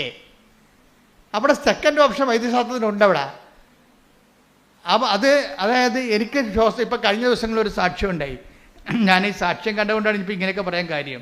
സാക്ഷ്യം എന്താണെന്ന് വെച്ച് കഴിഞ്ഞാൽ, ഒന്ന് സ്തുതിക്കട്ടെ മക്കളെ. യേശുസ്വസ്ഥം. ഹല്ലേലൂയ.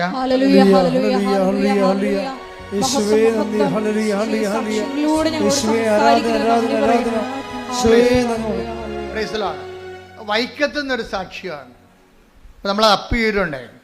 ആ സാക്ഷ്യം എന്ന് വെച്ച് കഴിഞ്ഞാൽ 92 വയസ്സുണ്ട് ആ അപ്പച്ചന്. അപ്പച്ചൻ്റെ മകൾക്കൊരു 60, 62, 65 വയസ്സ് കാണും. 60 വയസ്സ് കൂടുതലുണ്ട് ഏതായാലും. അപ്പോൾ ഈ 60 വയസ്സുള്ള മകളും 92 വയസ്സുള്ള അപ്പനും കൂടിയാണ് ഈ ആൾക്കാർ കയറി നിൽക്കുന്നത്. അവർക്കെന്താ പറയാനുള്ളത്? അവർ 92 വയസ്സുള്ള അപ്പൻ ഇവിടെ വന്ന് നിൽപ്പുണ്ട്, കിടപ്പൊന്നുമല്ല.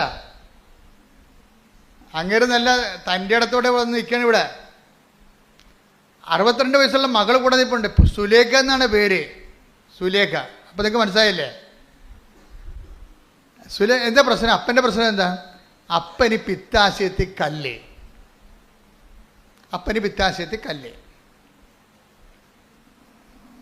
ഭയങ്കരമായ വേദനയാണ് പിത്താശയത്തിൻ്റെ സ്ഥലത്ത്. ആശുപത്രി കൊണ്ടുവന്ന് പറഞ്ഞു ഇതിൽ കൂടിയ അവസ്ഥയാണ്, ഇത് ICUലേക്ക് മാറ്റണമെന്ന് പറഞ്ഞ്. അപ്പോൾ 62 വയസ്സുള്ള മകൾ പറഞ്ഞ് അപ്പൻ നിലവിളിയാണ്, സഹിക്കാൻ പറ്റാതെ, സാർ എന്തെങ്കിലും ചെയ്യ് എന്ന് പറയും. എന്ന് വെച്ച് കഴിഞ്ഞാൽ 92 വയസ്സുള്ള ആൾ നിലവിളിക്കുമ്പോൾ ഒന്ന് ചിന്തിച്ച് നോക്കിയേ.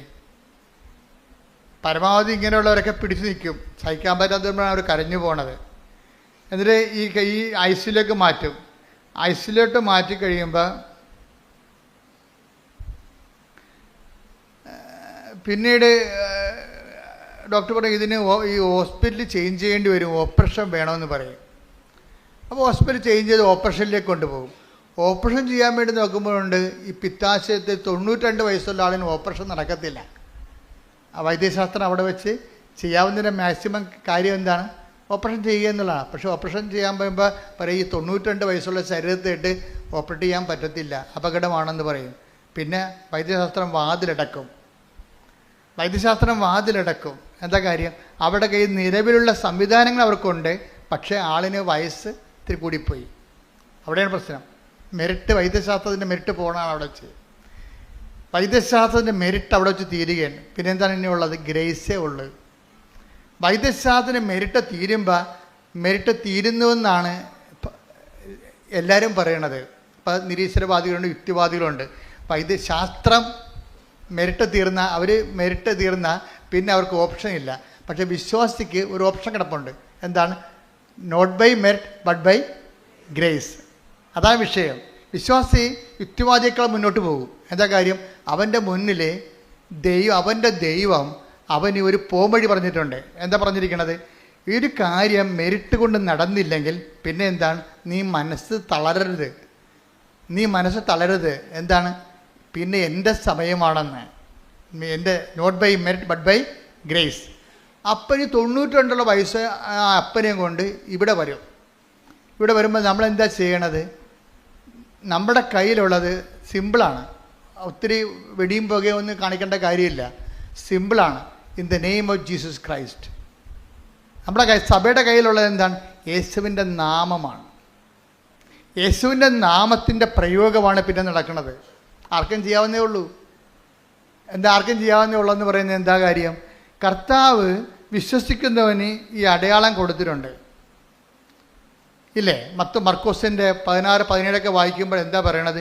വിശ്വസിക്കുന്നതിൻ്റെ കൂടെ അടയാളം ഉണ്ടാവും. രോഗികളുടെ മേൽ കൈവെക്കും, അവർ സൗഖ്യം പ്രാപിക്കും. വിശ്വാസമാണ് അവിടെ. ആരല്ലേ? ക്രിസ്തുവിലുള്ള വിശ്വാസമാണ്.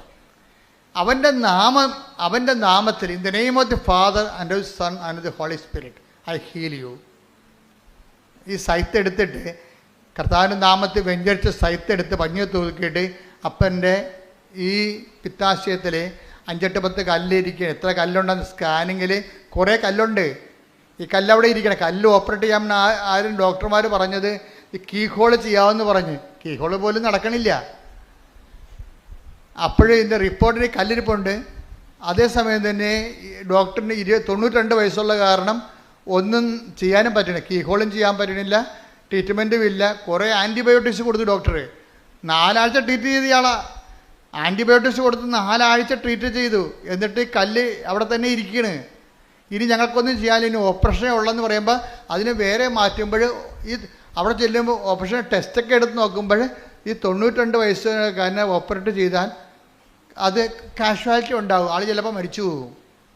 കാര്യം അതിൻ്റെ ഇൻഫെക്ഷനും പൂർണ്ണമായിട്ട് വിജയം ഉണ്ടാകത്തില്ല. അപ്പം കല്ല് അവിടെ തന്നെ ഇരിക്കുകയും. അപ്പം എന്തു ചെയ്യും? അവരെ വീട്ടിൽ കൊണ്ടുപോവുക. പിന്നെ അവരെ പറയും നല്ല ഭക്ഷണം മരിക്കണവരെ കൊടുക്കുക. അത് കഴിയുമ്പോൾ അറിയിക്കേണ്ടവരെ അറിയിക്കുക. അങ്ങനെയൊക്കെ പറയാൻ പറ്റത്തുള്ളൂ. അത്രേ പറയാൻ പറ്റത്തുള്ളൂ. ആ ഒരു കണ്ടീഷനിലാണ് അറിയിക്കേണ്ടവർ അറിയിക്കാൻ വേണ്ടി ഇവിടെ വരുന്നത്. അറിയിക്കാൻ വേണ്ടി എല്ലാം കേൾക്കാൻ ഒരാളിരിപ്പുണ്ടല്ലോ ഇവിടെ. അതാണ് വിഷയം. വിഷയം മാറി. വിഷയം നോട്ട് ബൈ മെറിറ്റ്. മെറിറ്റ് മാറുകയാണ്. മെറിറ്റ് വാതിലടച്ചിരിക്കുന്നു. ഇനി ഇവിടെ സുഹൃത്ത് പിന്നെ എന്താ ഉള്ളത്? പിന്നെ വർക്ക് ഗ്രേസാണ്. ഗ്രേസിൽ എന്താ ചെയ്യണത്? ഗ്രേസിൽ സിമ്പിളാണ് ചെയ്യണത്. അല്ല ഇതിന് വെടിയും പോകുകയും അഭ്യാസങ്ങളും ഒന്നും കാണിക്കേണ്ട കാര്യമില്ല. ഇതിന് ഒരു അഭ്യാസം കാണിക്കണം. എന്താണ്? In the name of Jesus എന്ന് പറയാൻ കഴിയണം. അത് വിത്ത് ഫുൾ ഫാക്കൽറ്റി. ഞാൻ നിങ്ങളുടെ ഉടമ്പടിത്തിൽ തന്നിട്ടില്ലേ? അത് നിങ്ങൾ ഇതുപോലെ ക്രിസ്തുവിന് ആവശ്യമുള്ളവർക്ക് കൊടുക്കണം. എന്നിട്ട് പറയേണ്ടത് എന്താണ്? In the name of Jesus. In the name of Jesus എന്ന് പറയുന്നത് എന്താണ്? യേശുവിൻ്റെ നാമത്തെക്കുറിച്ചാണ് പറയണത്. എന്താണ്? ദൈവം സമസ്തവും അവൻ്റെ നാമത്തിൻ്റെ കീഴിലാക്കിയിരിക്കുന്നു. അതാണ് സംഭവം. അത് പിത്താശക്കല്ലായാലും ശരി, പിശാച് ബാധിതയായാലും ശരി, എല്ലാം ദൈവം ആരുടെ പേരിലാക്കിയിരിക്കുന്നു. Take the bed of God. ദൈവം സമസ്തവും. 1 കൊരിന്തോസ് 15:27. 1 കൊരിന്തോസ് 15:27. ദൈവം സമസ്തവും. ഒന്ന് പറഞ്ഞ ദൈവം സമസ്തവും. ദൈവം സമസ്തവും അധീനമാക്കി തന്റെ പാദത്തിന് കീഴാക്കിയിരിക്കുന്നു. അപ്പൊ എന്താ പറയാ? അപ്പൊ ക്രിസ്തുവിന്റെ പാദത്തിന്റെ കീഴിലാണ് എന്താണ്? മനുഷ്യന്റെ എല്ലാ പ്രശ്നങ്ങളും സമസ്തവും എന്നാണ്. അല്ല, കുറച്ച് കാര്യം ക്രിസ്തുവിനും ഇപ്പം നമ്മുടെ മുഖ്യമന്ത്രിയും സ്റ്റേറ്റ് ഗവൺമെൻറ്റിനും വിമാനം ഉണ്ടാക്കാനൊന്നും പറ്റത്തില്ല, വിമാനം മേടിക്കാനും പറ്റത്തില്ല. അത് മേടിക്കേണ്ടത് ആരാണ്? Central government. നാണയം അടിക്കാൻ പറ്റുമോ? നാണയം അടിക്കാൻ പറ്റുമോ? യുദ്ധോപകരണങ്ങൾ മേടിക്കാൻ പറ്റുമോ? പറ്റത്തില്ല. അത് മോഡി പ്രധാനമന്ത്രി മേടിക്കണം. സമസ്തവും അധികാരം ഇവിടെ ഇല്ല. പക്ഷെ ക്രിസ്തു എന്ന് പറയുമ്പോൾ മനുഷ്യൻ്റെ ആവശ്യങ്ങളുടെ സമസ്തവുമാണ്. അതാ 1 കൊരിന്തോസ് 15:27 എന്ന് പറഞ്ഞ ദൈവം സമസ്തവും അവന്റെ പാദത്തിന്റെ കീഴിലാക്കിയിരിക്കുന്നു. കൈയടിച്ച് ശ്രദ്ധിക്കട്ടെ. പരിശുദ്ധ പരമ ദിവ്യകാരുണ്യത്തിന് ആരാധനയും സ്തുതിയും പുകഴ്ചയും ഉണ്ടായിരിക്കട്ടെ. നമ്മുടെ സബ്ജക്ട് എന്താണ്? ദൈവം സമസ്തവും. പറഞ്ഞേ, ദൈവം സമസ്തവും അവന്റെ ഈശോയുടെ പാദത്തിന്റെ കീഴിലാക്കിയിരിക്കുന്നു. സമസ്തവും യേശുവിന്റെ നാമത്തിന്റെ കീഴിലാണ്. എങ്ങനെയാണ് ഈ നാമത്തിന് ഇത്രയും പവർഫുൾ ആയിട്ട് വന്നത്? എന്താണ്? ഇനിയുള്ളതെല്ലാം മനുഷ്യർ ഈ ലോകത്തുള്ള എല്ലാം എന്താണ്? ഒരു നാമത്തിന്റെ കീഴിലാണ് അതറിയപ്പെടുന്നത്. ഈ ലോകത്തുള്ള എല്ലാം അറിയപ്പെടുന്നത്.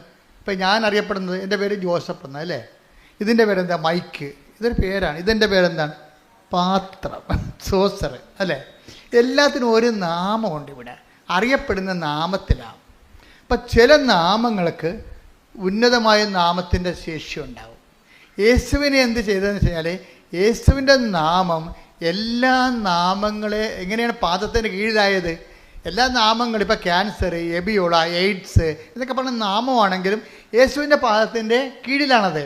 അതെങ്ങനെയാണ് ഈ നാമത്തിൻ്റെ കീഴിലായത്? എങ്ങനെയാണ്? അതിൻ്റെ കാരണം ദൈവപിതാവിനെ യേശു ജീവിതം കൊണ്ട് മഹത്വപ്പെടുത്തി കൃപയെ ആർജിച്ചെടുത്തിരിക്കുന്നത് കൊണ്ടാണ്. അതുകൊണ്ടാണ് അവൻ പ്രകൃത്യാ ദൈവമായിരുന്നു, അല്ലേ? ദൈവത്തോടുള്ള സമാനത മുറുകെ പിടിക്കേണ്ട കാര്യമായി അവൻ പരിഗണിച്ചില്ല. അവൻ്റെ സ്റ്റാറ്റസ് അവൻ കീപ്പ് ചെയ്തില്ല. ഇപ്പം ഞങ്ങൾ നിങ്ങളുടെ സ്റ്റാറ്റസ് ലോയിങ് എന്ന് പറയത്തില്ലേ? ആരെങ്കിലും നിങ്ങളെ പ്രാന്തി എന്നൊക്കെ വിളിച്ചാൽ കർത്താവിൻ്റെ നാമത്തിൽ ഹല്ലേലൂയ പറഞ്ഞതെന്ന് പറഞ്ഞാൽ എന്താ കാര്യം? നിങ്ങളത് അക്സെപ്റ്റ് ചെയ്യുന്നു. ആരുടെ പേരിൽ? കർത്താവിൻ്റെ നാമത്തിൽ. ഞാൻ അച്ഛനായ പിറ്റേ കൊല്ലം ഉടുപ്പ് ചേഞ്ച് ചെയ്തതാണ്. അന്ന് ഞാൻ അനുഭവിച്ച പ്രശ്നങ്ങൾ എന്തെല്ലാമായിരുന്നു.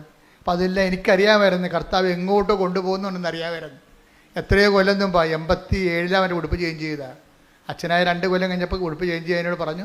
ഞാൻ ചേഞ്ച് ചെയ്തു. അന്ന് ഭയങ്കര പ്രശ്നമായിരുന്നു അത് ചെയ്യാൻ. പക്ഷേ കർത്താവ് എന്നെ ശരിക്കും സഹായിച്ചു, എൻ്റെ രൂപതയെ സഹായിച്ചു. എന്നെ സസ്പെൻഡ് ചെയ്യുകയോ അങ്ങനെ ആക്രമിക്കുകയോ ഒന്നും ചെയ്തില്ല. എന്നെ അക്സെപ്റ്റ് ചെയ്തു. അതുകൊണ്ടല്ല എനിക്ക് സർവ് ചെയ്യാൻ പറ്റിയത്. അപ്പം ദൈവത്തിൻ്റെ ഒരു പരിപാലനം എപ്പോഴും സഭയിലുണ്ടാവും. അതുകൊണ്ടാണ് ഇത്രയും നാൾ നമ്മളിവിടം വരെ എത്തിയത് ശരിക്കും. അപ്പം എന്താ സംഭവിച്ചു കഴിഞ്ഞാൽ, ഈ ദൈവ സമസ്തവും എന്ന് പറയുമ്പോഴേ ഈ ദൈവനാമം എങ്ങനെയാണ് എല്ലാ നാമങ്ങളുടെയും താഴെയായത്? ദൈവനാമത്തെക്കുറിച്ച് നിങ്ങൾ പഠിക്കണം. പഠിക്കുമ്പോൾ നിങ്ങൾക്ക് സുവിശേഷ വില എളുപ്പമാകും. സുവിശേഷ വില എളുപ്പമായി കഴിഞ്ഞാൽ ബാക്കിയെല്ലാം ചേർത്ത് നൽകണ കേസ് കെട്ടാണേ.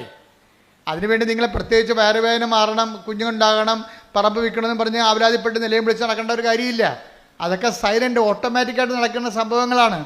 നിങ്ങൾ ആദ്യം എന്താ ചെയ്യേണ്ടത്? ആദ്യം ദൈവരാജ്യത്തെയും അതിൻ്റെ നീതിയെയും കുറിച്ച് അന്വേഷിക്കണം.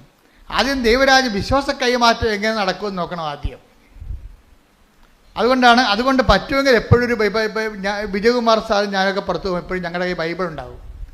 പക്ഷേ സാറാണെങ്കിൽ പോക്കറ്റിൽ ഒരു ചെറിയ ബൈബിൾ ഉണ്ടാവും. ഞാൻ പിന്നെ മൊബൈലിൽ ബൈബിൾ ഉണ്ടെങ്കിൽ എനിക്ക് ആവശ്യമുള്ളപ്പോൾ എടുത്ത് വായിക്കാൻ വേണ്ടി മൊബൈലിൽ ബൈബിൾ ഉണ്ടാവും. എല്ലാവരുടെ മൊബൈലിലേക്കും ബൈബിള് നിങ്ങൾ അപ്ലോഡ് ചെയ്ത് വെക്കണം വായിക്കാൻ വേണ്ടി. നിങ്ങൾ മൊബൈൽ എപ്പോഴും എവിടെ ഉണ്ടായാലും ഉണ്ടല്ലോ. അപ്പോൾ ദൈവം പുതിയ കാര്യങ്ങൾ നൽകുമ്പോൾ പുതിയ സാഹചര്യം നമ്മൾ ദൈവത്തെ മഹത്വപ്പെടുത്താൻ ഉപയോഗിക്കണം. അപ്പം അതുപോലെ തന്നെ വെച്ചാൽ ഇപ്പം ഈ നാമം എങ്ങനെയാണ് ഇത്രയും മഹത്തായ നാമമായത്? ഫിലിപ്പിയർ 2:6 എടുത്ത്. ദൈവത്തിന്റെ രൂപത്തിലായിരുന്നെങ്കിലും അവൻ ദൈവവുമായുള്ള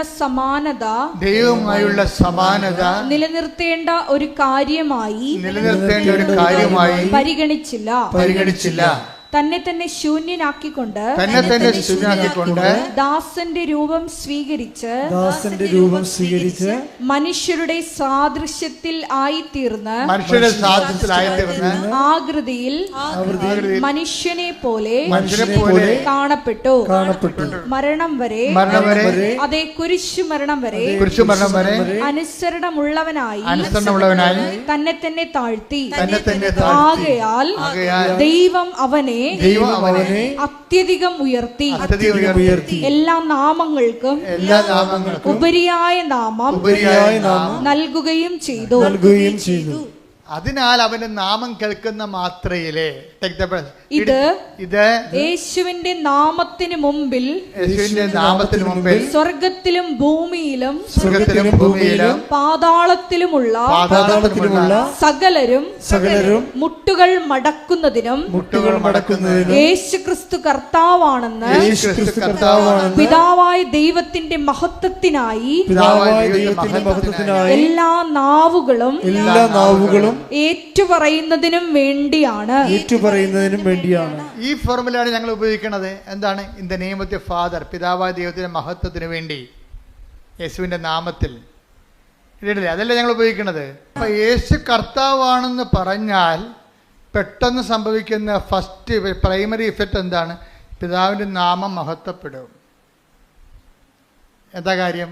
പിതാവാണ് യേശു ക്രിസ്തുവിൻ്റെ മഹത്വപ്പെടുത്തിയത്.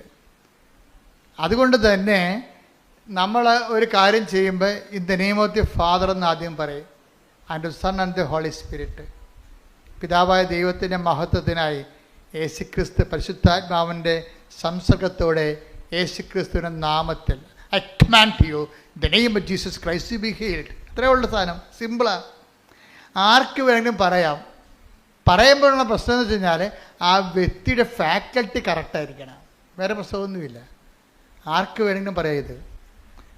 അതായത് ഒരു വ്യക്തിക്ക് നല്ല സുവിശേഷത്തിൻ്റെ ഈടുവെപ്പുകൾ ഉണ്ടെങ്കിൽ, അല്ല വ്യക്തിയുടെ സമയം മുഴുവൻ വാട്സപ്പിൽ നോക്കി വല്ല കോമഡിയും കണ്ട് കോമരം തുള്ളി നടക്കുന്ന പാർട്ടി കാണുന്ന പാട്ടിലെല്ലാം വിരുന്നിനും പോയി എല്ലായിടത്തും പോയി നാടകം കണ്ടുകൊണ്ട് സിനിമയും നടഞ്ഞ പരിപാടികൾ നടക്കട്ടെ. ഇതിനൊരു കമ്മിറ്റ്മെൻ്റ് ഉണ്ട്. ക്രിസ്തുവിനെ കമ്മിറ്റ് ചെയ്ത് അവൻ്റെ നാമത്തിന് കമ്മിറ്റ്മെൻറ്റ് ചെയ്യാൻ. അവൻ്റെ നാമത്തെ, പിതാവായ നാമത്തെ മഹത്വപ്പെടുത്താൻ വേണ്ടി അവൻ്റെ നാമത്തെ നമ്മൾ ഉപയോഗിക്കുകയാണ്. അവൻ്റെ നാമം വിളിച്ചപേക്ഷിക്കുമ്പോൾ അവന് നമ്മൾ അറിയാതെ പറയണത് എന്താണ്? നീ കർത്താവാണെന്നാണ് പറയണത്. എന്നതിൻ്റെ അർത്ഥം എന്താണ്? ഈ വൈദ്യശാസ്ത്രമല്ല കർത്താവ് എന്നതിൻ്റെ അർത്ഥം.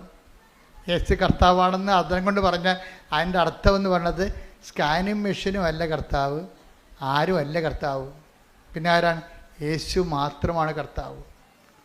യേശു പല കർത്താക്കന്മാരുണ്ടായ പ്രശ്നമാണത്.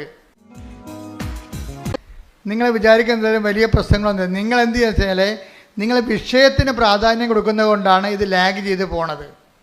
വീട്, ജോലി, വിവാഹം, വെളിച്ചം, വെള്ളം, വഴി എന്നൊക്കെ പറഞ്ഞുകൊണ്ട് നിങ്ങൾ കണ്ണും കായി കരഞ്ഞുകൊണ്ടാക്കണില്ലേ? അതുകൊണ്ടാണ് ഈ വിഷയം ലാഗ് ചെയ്യണത്.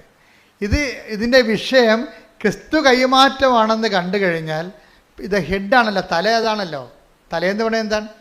ഇതിൻ്റെ അകത്ത് ക്രിസ്തു കൈമാറ്റമാണ് തലയെന്ന് പറയുന്നത്, ഉടമ്പടിയുടെ കാര്യം. കൃപ ടാപ്പ് ചെയ്യണത്, കൃപ നമുക്ക് ലഭിക്കണത് ഇതുപോലെ വിശ്വാസ കൈമാറ്റത്തിലൂടെയാണ്. അതാണ് ദൗത്യം. അതാണ് 14:26 നമ്മൾ വായിച്ചത് നടപടി പുസ്തകം. ക്രിസ്തുവിനെ കൈമാറുന്നതിലൂടെ ഉള്ള ദൗത്യത്തിന് ആവശ്യമായ കൃപ എന്ന power of God. Power of God എന്നാണ് അതിൻ്റെ അർത്ഥം, ദൈവത്തിൻ്റെ കൃപ. അപ്പം നിങ്ങളെ, അതല്ലേ ഈശോ പറഞ്ഞത്, പിശാചുക്കൾ നിങ്ങൾക്ക് കീഴടങ്ങുന്നു എന്നുള്ളതിൽ നിങ്ങളെ കുന്തളിപ്പ് കാണിക്കേണ്ടെന്ന് പറഞ്ഞത്.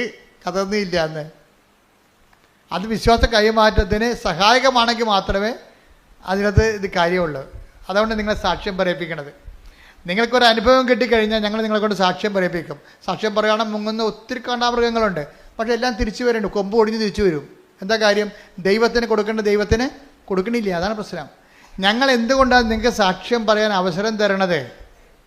സാക്ഷ്യം പറയാൻ അവസരം തരുന്നത് നിങ്ങൾക്ക് കിട്ടിയിട്ടുള്ള ദൈവാനുഗ്രഹങ്ങൾ നോട്ട് ബൈ മെറിറ്റിലാണ് കിട്ടിയിരിക്കുന്നത്. എന്താണ്? ദൈവത്തിൽ നിന്നാണ്. കാര്യം മെറിറ്റ് കൊണ്ടല്ല, യോഗ്യത കൊണ്ടല്ല, കർത്താവിൻ്റെ കൃപ കൊണ്ടാണ്. കൃപ കൊണ്ടാണെങ്കിൽ അത് യേശുക്രിസ്തു നാമത്തിൻ്റെ മഹത്വത്തിൻ്റെ അടിസ്ഥാനത്തിൽ കിട്ടിയിരിക്കുകയാണ്. അതുകൊണ്ട് തന്നെ നാമത്തെ പിതാവായ ദൈവത്തിൻ്റെ ക്രിസ്തുവിനെ ഏറ്റുപറയുന്നതിലൂടെ പിതാവായ ദൈവത്തിൻ്റെ മഹത്വത്തിനായിട്ടാണ് നമ്മൾ ഏറ്റുപറയണത്. ഇപ്പോൾ സാക്ഷ്യം പറയണത് നിസ്സാരമല്ല. വല്ല കണ്ടാമൃഗങ്ങൾ വല്ലോടത്ത് കിടന്നുണ്ട് സാക്ഷ്യം പറയുന്നതിനെതിരെ സംസാരിച്ച് ഒരു കഥയില്ല. എന്താ കാര്യം? സാക്ഷ്യം പറയുന്നവരെ എന്താ ചെയ്യേണ്ടത്? അത് പിതാവായ ദൈവത്തിൻ്റെ മഹത്വത്തിനാണ്. ഫിലിപ്പി 2:10-11 ഇത് യേശുവിന്റെ നാമത്തിന് മുൻപിൽ സ്വർഗത്തിലും ഭൂമിയിലും പാതാളത്തിലുമുള്ള സകലരും മുട്ടുകൾ മടക്കുന്നതിനും യേശുക്രിസ്തു കർത്താവാണെന്ന് പിതാവായ ദൈവത്തിന്റെ മഹത്വത്തിനായി എല്ലാ നാവുകളും ഏറ്റുപറയുന്നതിനും വേണ്ടിയാണ്. അപ്പൊ യേശുക്രിസ്തു കർത്താവാണെന്ന് പറയുമ്പോൾ ഓട്ടോമാറ്റിക്കായി സംഭവിക്കുന്നത് എന്താണ്? പിതാവിൻ്റെ നാമം മഹത്വപ്പെടും. ഇപ്പം കർത്താവാണ് നിങ്ങളെ സുഖപ്പെടുത്തിയെന്ന് പറയുമ്പോൾ ഇവിടെ സംഭവിക്കുന്നത് എന്താണ്? പിതാവിൻ്റെ നാമത്തെ നിങ്ങൾ മഹത്വപ്പെടുത്തുകയാണ്. പിതാവിൻ്റെ നാമത്തെ മഹത്വപ്പെടുത്താൻ ഒരു അവസരമാണ് നിങ്ങൾക്ക് നൽകണത്. അതെന്തിനു വേണ്ടിയാണ്? ഇത് നിങ്ങൾ പിതാവായ ദൈവത്തിൻ്റെ നാമത്തെ മഹത്വപ്പെടുത്തുമ്പോൾ എന്ത് സംഭവിക്കും? വിശ്വാസം കൈമാറ്റപ്പെടും. അതെന്തുകൊണ്ടാണ്? പിതാവായ നാമത്തെ നിങ്ങൾ മഹത്വപ്പെടുത്തുന്നത് മറ്റുള്ളവർ കേൾക്കുമ്പോൾ എന്താ സംഭവിക്കണത്? വിശ്വാസം ജനിക്കുന്നു. കാര്യം എന്താണ്? വിശ്വാസം കേൾവിയിൽ നിന്നാണ് ഉണ്ടാകുന്നത്. 10:17 വായിച്ച റോമ ശ്രുതികട ഹല്ലേലൂയ ഹല്ലേലൂയ ഹല്ലേലൂയ ഹല്ലേലൂയ ഹല്ലേലൂയ യേശുവേ നന്ദി ഹല്ലേലൂയ ഹല്ലേലൂയ ഹല്ലേലൂയ. റോമ 10:17 ആകയാൽ വിശ്വാസം കേൾവിയിൽ നിന്നും കേൾവി ക്രിസ്തുവിനെ പറ്റിയുള്ള പ്രസംഗത്തിൽ നിന്നുമാണ്. Praise the Lord. സാക്ഷ്യം ഒരേ സമയം തന്നെ പ്രഘോഷണമാണ്. അനുഭവാധിഷ്ഠിത പ്രഘോഷണമാണ് സാക്ഷ്യം എന്ന് പറയണത്. ചുമ്മാ തിയറട്ടിക്കലായിട്ടുള്ള എന്തെങ്കിലും കാര്യങ്ങൾ പറയുകയല്ല. അതിന് ഒരു ഫാക്കൽറ്റിയെ വർക്ക് ചെയ്യത്തുള്ളൂ. തിയറട്ടിക്കലായിട്ടുള്ള പ്രസംഗങ്ങൾ പറഞ്ഞാൽ സൈദ്ധാന്തിക പ്രഘോഷണം എന്ന് പറയും. സൈദ്ധാന്തിക പ്രബോധനം അതെന്താ തന്നെ ഒരു ഫാക്കൽറ്റിയെ വർക്ക് ചെയ്യത്തുള്ളൂ. അതെന്തിൻ്റെ? ഇൻ്റലക്ച്വൽ പ്രോഡക്റ്റാണത്. ബുദ്ധിയുടെ ഒരു ഫുഡാണ് സൈദ്ധാന്തിക പ്രബോധനം എന്ന് പറയണത്. അത് വേണ്ടെന്നല്ല, അത് വേണം, തിയറട്ടിക്കൽ ലെവലാണ്.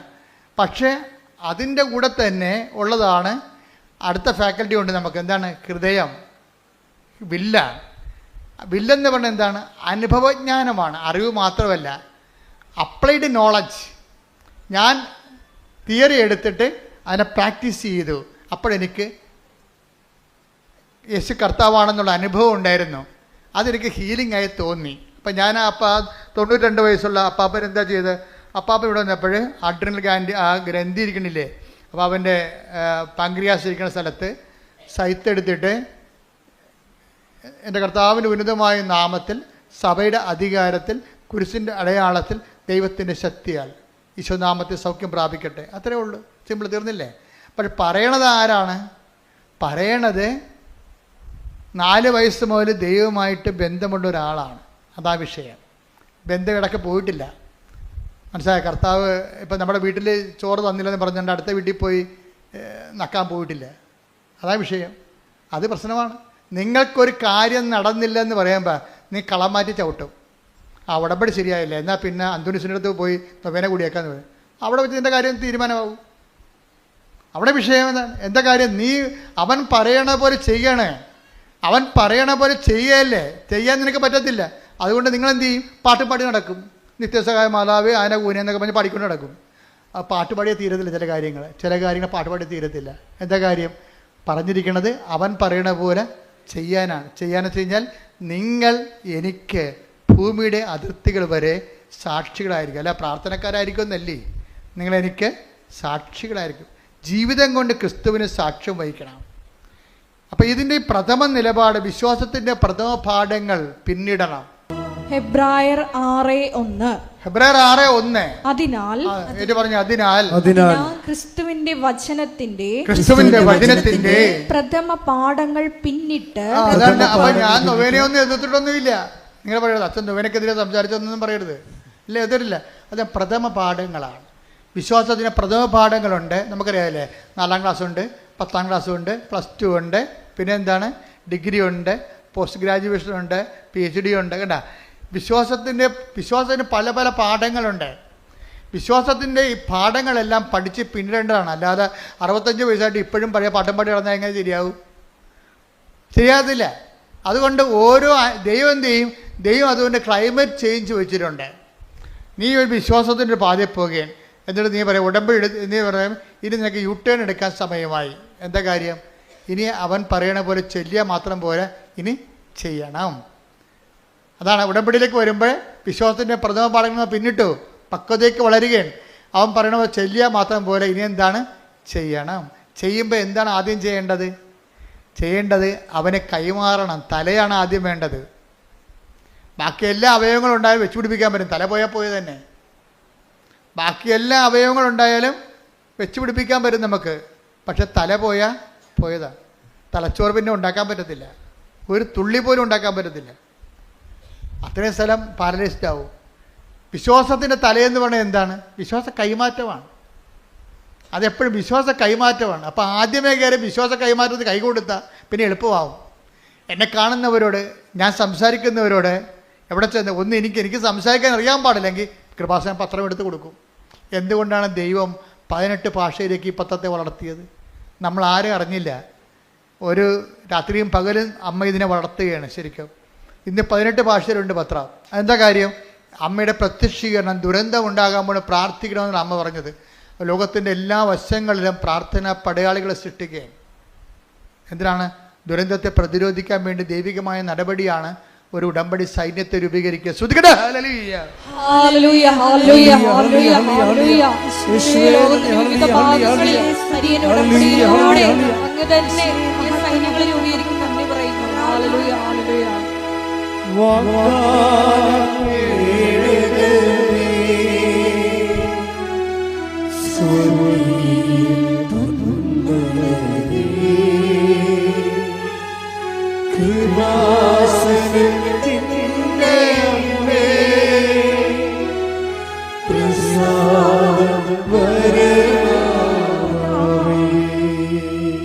പരിശുദ്ധ പരമ ദിവ്യകാരുണ്യത്തിന് ആരാധനയും സ്തുതിയും പുകഴ്ചയും ഉണ്ടായിരിക്കട്ടെ. അപ്പോഴേ ഈ 92 വയസ്സുള്ള അപ്പൻ്റെ പാങ്ക്രിയാസിലെ കല്ലുകൾ നിറഞ്ഞ പാങ്ക്രിയാസിലെ ഓപ്പറേഷന് ഇനി ആൻറ്റിബയോട്ടിക്സ് കൊടുക്കുന്നതിന് സുഖപ്പെടാത്ത പാങ്ക്രിയാസിലെ ഓപ്പറേഷൻ നടത്താൻ 92 വയസ്സുകാർക്ക് പറ്റത്തില്ല എന്ന് പറഞ്ഞുകൊണ്ട് വൈദ്യശാസ്ത്രം റിജക്റ്റ് ചെയ്ത പാങ്ക്രിയാസിൽ എന്താ ചെയ്യണത്?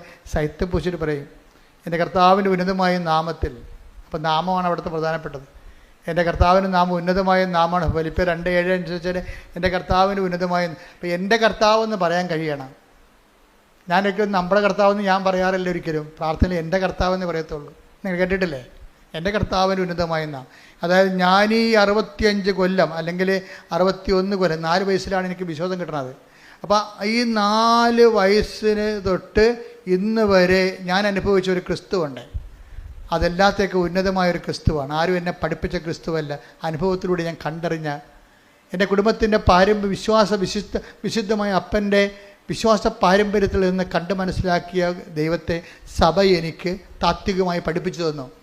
സഭയുടെ പഠിപ്പിച്ചു തന്ന മൊത്തം ഞാൻ ഉൾക്കൊള്ളുകയും അതനുസരിച്ച് ക്ലാസ്സിൽ കൃത്യമായിട്ടിരുന്നത് പഠിച്ച് മനസ്സിലാക്കി അങ്ങനെ സഭയും കുടുംബവും കൂടി കൈമാറിയ ക്രിസ്തുവുണ്ട്. അതാണ് എൻ്റെ കർത്താവ്. അതിനെ ഞാൻ ആപ്ലിക്കേറ്റ് ചെയ്തിട്ടുണ്ട്. എൻ്റെ ജീവിതത്തിൻ്റെ അഗ്നിപരീക്ഷകളിലൂടെ ക്രിസ്തുവിൻ്റെ കുരിശ് ഞാൻ കയ്യിൽ നിന്ന് കളയാതെ ഞാൻ കുരിശ് ഈ തീ കടൽ നീന്തി കടന്ന ചരിത്രം എനിക്കുണ്ട്. അപ്പോൾ അങ്ങനെ വരുമ്പോഴാണ് അതിൽ എന്നെ കൂടെ സഹായിച്ച കർത്താവാണ് എൻ്റെ കർത്താവ്. ഇപ്പം സ്പിരിറ്റ് ഓഫ് മേരി എന്ന് പറയത്തില്ല, മറിയത്തിൻ്റെ ആത്മാവ്. മറിയത്തിൽ ഇറങ്ങി വസിച്ച് രക്ഷണകൃത്യം പൂർത്തിയാക്കിയ മറിയത്തിൻ്റെ ദൗത്യം പൂർത്തിയാക്കിയതാണ് മറിയത്തിൻ്റെ ആത്മാവ്. ക്രിസ്തുവിൻ്റെ ആത്മാവുണ്ട്, കർത്താവിൻ്റെ ആത്മാവുണ്ട്. എവിടെയെല്ലാം വ്യത്യസ്തമായ രീതികളിൽ ദൈവത്തിൻ്റെ ആത്മാവ് ദൗത്യം പൂർത്തിയാക്കുമ്പോൾ അത് അവരുടെ പേരിൽ അറിയപ്പെടും. അതുപോലെ എൻ്റെ കർത്താവെന്ന് പറയുമ്പോൾ എൻ്റെ ജീവിതാനുഭവത്തിലൂടെ കർത്താവിന് സുവിശേഷമാകാനും സുവിശേഷമേകാനും വേണ്ടി കടന്നുപോയ അഗ്നിപരീക്ഷയുടെ കാലഘട്ടങ്ങളിൽ വിശ്വാസത്തെ മുറുകെ പിടിച്ചുകൊണ്ട് തന്നെ മുന്നേറിയ സാക്ഷ്യം വഹിച്ചിട്ടുള്ള കാര്യം ആണ്.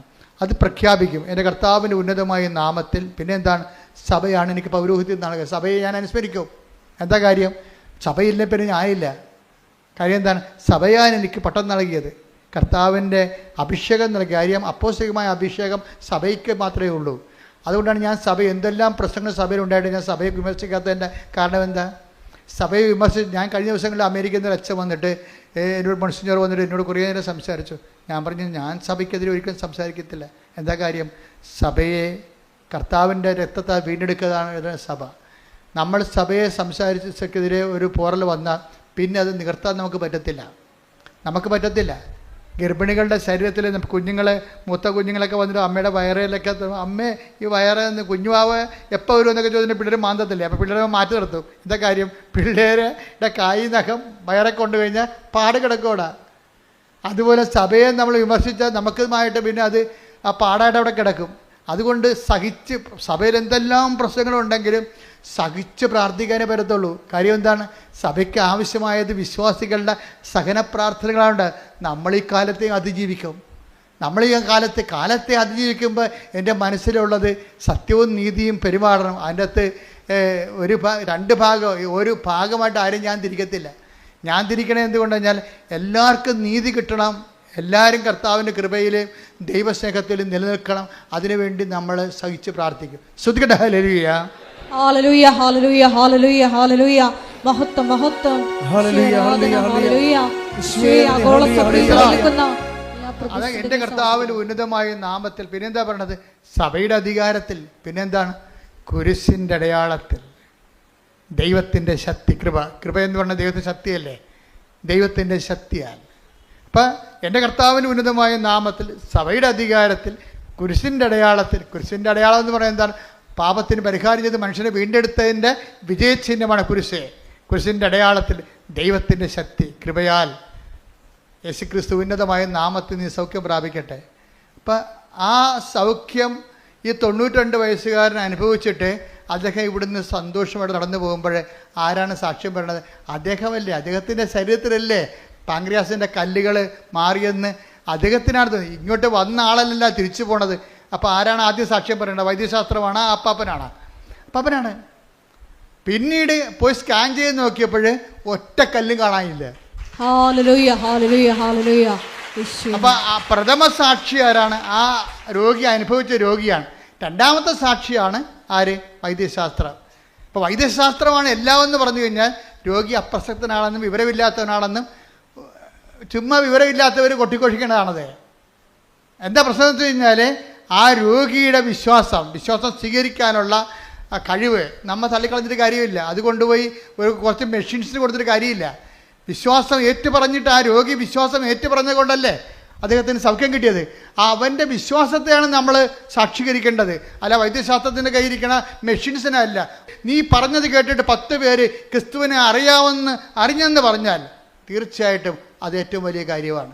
അതൊന്നും നടക്കാതെ ചുമ്മാ വായിത്തൊന്നിനെല്ലാം വിളിച്ചു പറഞ്ഞുകൊണ്ട് ദൈവിക നടപടികൾ വിമർശിക്കാൻ പോയാൽ അവർ വിശ്വാസികളല്ല, വിശ്വാസികളെക്കാൾ തരം താഴ്ന്നവരാണ്. ഓർക്കുക, നിങ്ങളുടെ ഉടമ്പടിയുടെ തലയെന്ന് പറഞ്ഞാൽ എന്താണ്?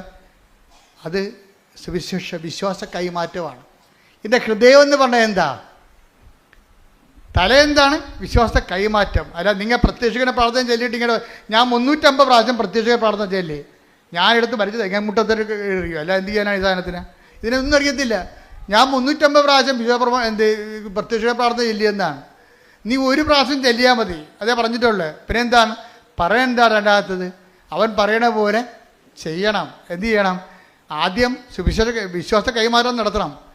അതിന് നിനക്ക് സംസാരിക്കാൻ അറിയാൻ പാടില്ലെങ്കിൽ 18 ഭാഷ പത്രമുണ്ട്, അതുകൊണ്ട് കൊടുത്തിട്ട് കാര്യം പറയണം നിങ്ങൾ. പിന്നെന്താ ചെയ്യേണ്ടത്? പിന്നെ ചെയ്യേണ്ടത് രണ്ടാമത്തെ കാര്യം എന്താണ്? അവൻ പറയണ പോലെ ചെയ്യണം. അത് ഹൃദയം എന്താണ്? നിൻ്റെ കാരുണ്യപ്രവൃത്തികളാണ്. കാരുണ്യപ്രവൃത്തികളാണ് നിൻ്റെ ഹൃദയം. ഉടമ്പടിയുടെ തലയെന്ന് പറയണത് വിശ്വാസ കൈമാറ്റവും ഉടമ്പടിയുടെ ഹൃദയം എന്ന് പറയണത് കാരുണ്യപ്രവൃത്തികളുമാണ്. ആ കാരുണ്യപ്രവൃത്തികളെന്ന് പറയുമ്പോൾ ജാതിയും മതവും നോക്കാതെ ആവശ്യക്കാരനെ കണ്ടെത്തിക്കണം. അല്ല നിങ്ങളുടെ ബന്ധുക്കൾക്കും സ്വന്തപ്പെട്ടവരും കൊടുക്കണമല്ല. ഉടമ്പടിയുടെ ഹൃദയം എന്ന് പറയണത് നീ അനുഭവിക്കുന്ന ദൈവസ്നേഹത്തെ മറ്റു മക്കൾക്ക്, ആവശ്യക്കാർക്ക് ജാതി മതം നോക്കാതെ കൈമാറണം. രോഗികൾക്കായാലും ആവശ്യത്തിൽ ഇരിക്കുന്നവർക്കായാലും ആരായാലും. അത് എന്തെങ്കിലും തരത്തിലുള്ള ചെറിയ തരികിട പരിപാടിയല്ല, നിനക്ക് ചെയ്യാൻ പറ്റും. നിൻ്റെ കപ്പാസിറ്റി അനുസരിച്ചാണ് അവരെ സഹായിക്കേണ്ടത്. നിൻ്റെ കപ്പാസിറ്റി അനുസരിച്ച് അത് ചെയ്യണം. എന്താ? ദൈവസ്നേഹത്തോടെ ചെയ്യണം. അതാണ് എൻ്റെ ഹൃദയം എന്ന് പറയണത്. അപ്പം അങ്ങനെയാണെങ്കിൽ പിന്നെ എന്താ സംഭവം? പെട്ടെന്നാണ് ഉടമ്പടി പുതുക്കപ്പെടുന്നത്. ഉടമ്പടി കൃപാസനത്തിൽ വന്ന് പുതുക്കുന്നതിനേക്കാൾ ഉപരി നിൻ്റെ ജീവിതം ഉടമ്പടി പ്രകാരമാണെങ്കിൽ നിൻ്റെ ജീവിതം തന്നെ പുതുക്കിക്കൊണ്ടേയിരിക്കും. ദൈവം പുതുക്കിക്കൊണ്ടേയിരിക്കും. അപ്പോഴതുകൊണ്ട് ഇതിൽ പ്രാർത്ഥനയുണ്ട്, പ്രയോഗമുണ്ട്, അതേസമയം തന്നെ പ്രഖ്യാപനങ്ങളുണ്ട്. ഇതെല്ലാം ദൈവത്തിൻ്റെ സ്നേഹത്തോടെ ചെയ്ത് ഉടമ്പടി സിൽവർ ഗ്രേയിലേക്ക് വരുമ്പോൾ നീ നല്ല 90% ഇവാഞ്ചലിസ്റ്റ് ആയിരിക്കണം. ആരാണ്?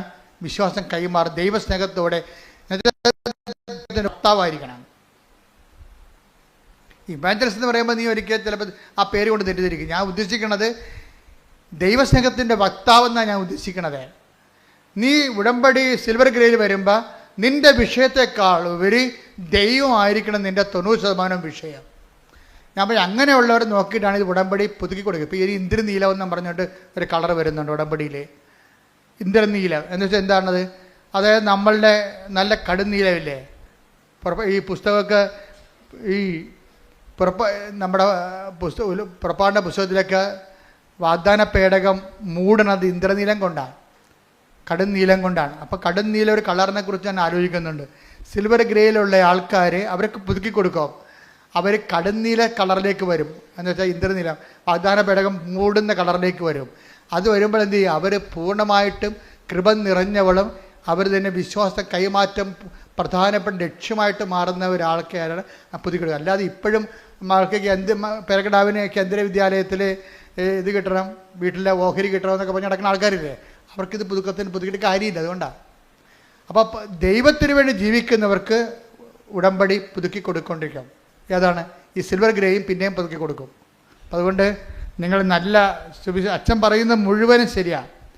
ഞാനൊന്നും ചിന്തിക്കാതെയും ആലോചിക്കാതെയും കാര്യങ്ങൾ മനസ്സിലാക്കാതെയും പറയത്തില്ല. എല്ലാ വിഷയത്തിൻ്റെ മേലും നിങ്ങൾക്ക് വലിയ ദൈവാനുഗ്രഹം ഉണ്ടാകട്ടെ.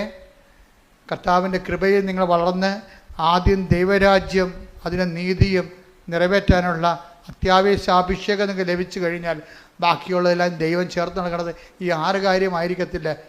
ഒരു ഒറ്റ ശ്വാസത്തിൽ ഒരു പെങ്കൊച്ച് കഴിഞ്ഞ ദിവസങ്ങളിൽ 14 സാക്ഷ്യം പറഞ്ഞു. അപ്പോൾ 6 കാര്യങ്ങളാണ് നടക്കുന്നത്. 6ഒന്നുമല്ല, എത്ര വേണമെങ്കിലും ദൈവം ചെയ്യും. ആദ്യം ദൈവിക കാര്യങ്ങളെ ക്രമീകരിക്കുക. എഴുന്നേൽക്കുക. പരിശുദ്ധ പരമ ദിവ്യകാരുണ്യത്തിന് നേരവും ആരാധനയും സ്തുതിയും പുകഴ്ചയും ഉണ്ടായിരിക്കട്ടെ. ഈ അച്ഛൻ നിങ്ങളുടെ ജീവിത പ്രശ്നങ്ങളെ പരിശുദ്ധ അമ്മയുടെ മാധ്യസ്ഥതയിൽ ഈശോയ്ക്ക് ഏൽപ്പിക്കേണ്ട സമയമാണ്. നിങ്ങൾ വിശ്വാസപോലെ സ്തുതിച്ചുകൊണ്ടിരുന്നാൽ മതി. ബാക്കിയെല്ലാം അമ്മ ഈശോയുടെ മധ്യസ്ഥ അമ്മയുടെ മധ്യസ്ഥ ഈശോ ചെയ്യുന്ന കാര്യങ്ങളാണ്. ഇടിമുഴക്കം പരിശോധിക്കട്ടെ. കർത്താവിന്റെ ഉന്നതമായ നാമത്തിന് സ്വന്തം ചെയ്യുന്നു. കർത്താവിന്റെ വിശുദ്ധ പൗരോഹിത്യത്തെ കർത്താവ് സഭയിലുള്ള സാന്നിധ്യം പ്രകടമാക്കുക. 38 വർഷം ഞാൻ അർപ്പിച്ച കൃപാന്റെ യുവതിയാണ്. കൃപാസ്ഥാനത്താലെ ഇവനുടെ പ്രത്യക്ഷപ്പെട്ട പരിശുദ്ധ അമ്മയുടെ മാധ്യസ്ഥത്തിൽ നിങ്ങൾ ആശ്രയിക്കപ്പെട്ടു. കർത്താവെ, ഉച്ചമുതൽ ഉള്ളംകാല് വരെ അസ്ഥികളിലും പേശികളിലും കോശങ്ങളിലും കർത്താവിന് എത്തപ്പെടട്ടെ. കർത്താവിന്റെ കര നിങ്ങളുടെ ആവശ്യിക്കട്ടെ. ഈശോ ഈശോ ഈശോ അങ്ങനെ വിശുദ്ധ പൗരോഹിത്യത്തെ മഹത്വപ്പെടുത്തണമേ. കർത്താവെ സഭയിലുള്ള സാന്നിധ്യം പ്രകടമാക്കണമേ.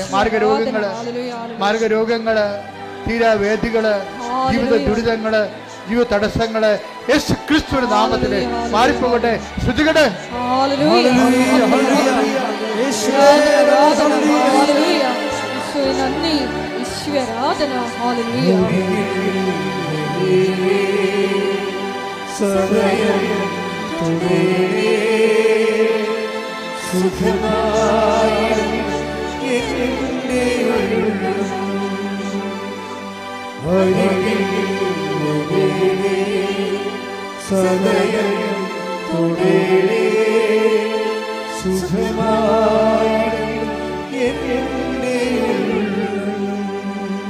കർത്താവേ, നിന്റെ ഉന്നതമായ നാമത്തിന് സ്വസ്ഥം ചെയ്യുന്നു. കർത്താവേ, ഇപ്പോഴും കൃപാസനത്തിലും ഈ പ്രാർത്ഥന കൂടുമ്പോൾ ഓൺലൈനിലും ഇതുവരെ ഉടമ്പടിയുടെ ചില കാര്യങ്ങൾ ഇപ്പോഴും നടക്കാതിരിക്കുന്നവരുണ്ടെങ്കിൽ അമ്മേ, പരിശുദ്ധമേ, ദേവമാതാവേ, മാതാവിൻ്റെ മധ്യസ്ഥതയിൽ ഈശോൻ്റെ ഉന്നതമായ നാമത്തിൽ ഈ നിമിഷം കർത്താവിൻ്റെ അടിപ്പട പോലെ വൈദാഘാതം ദൈവികമായ ശക്തി അവരിലേക്ക് ആവസിക്കുകയും ജീവിത ദുരിതങ്ങൾ, തടസ്സങ്ങൾ, വിവാഹം നടക്കാത്ത അവസ്ഥകൾ, മക്കൾ ഇല്ലാത്ത അവസ്ഥകൾ, ഭവനമില്ലാത്ത അവസ്ഥകൾ, വഴിയും വീട് സ്ഥലവുമില്ലാത്ത അവസ്ഥകൾ, ജോലിയില്ലാത്ത അവസ്ഥകൾ, പല തരങ്ങളിൽ വിദേശ രാജ്യങ്ങളിലും നമ്മുടെ നാട്ടിലുമൊക്കെ ജോലിക്ക് വേണ്ടി പരിശ്രമിക്കുന്നവരുടെ എല്ലാ പരിശ്രമങ്ങളുടെ തടസ്സങ്ങൾ, അവരെല്ലാവരും ജീവിക്കാനുള്ള മാർഗം നേടിയെടുക്കുവാനും കടകൾ, കമ്പോളങ്ങൾ, വ്യാപാരങ്ങൾ, വ്യവസായങ്ങൾ നടത്തുന്നവർ, ജീവിതമാർഗം മുട്ടിപ്പോയവർ, കർത്താവെ, അവരെല്ലാം ഈ നിമിഷം നീ ആശീർവദിക്കണമെന്ന് പ്രാർത്ഥിക്കുന്നു. കർത്താവെ, വഴക്കുകൾ, കേസുകൾ, അതുപോലെ തന്നെ ശിശു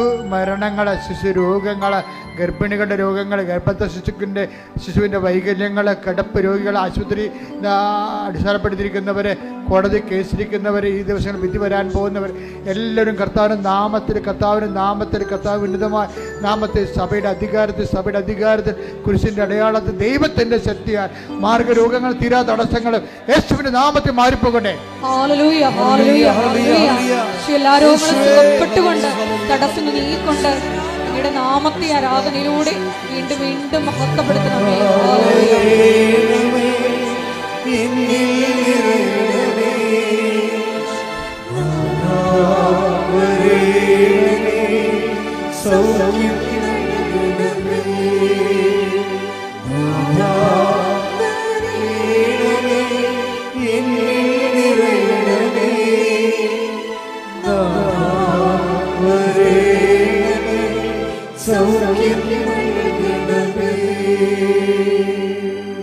എല്ലാവരും മുട്ട നിൽക്കുക.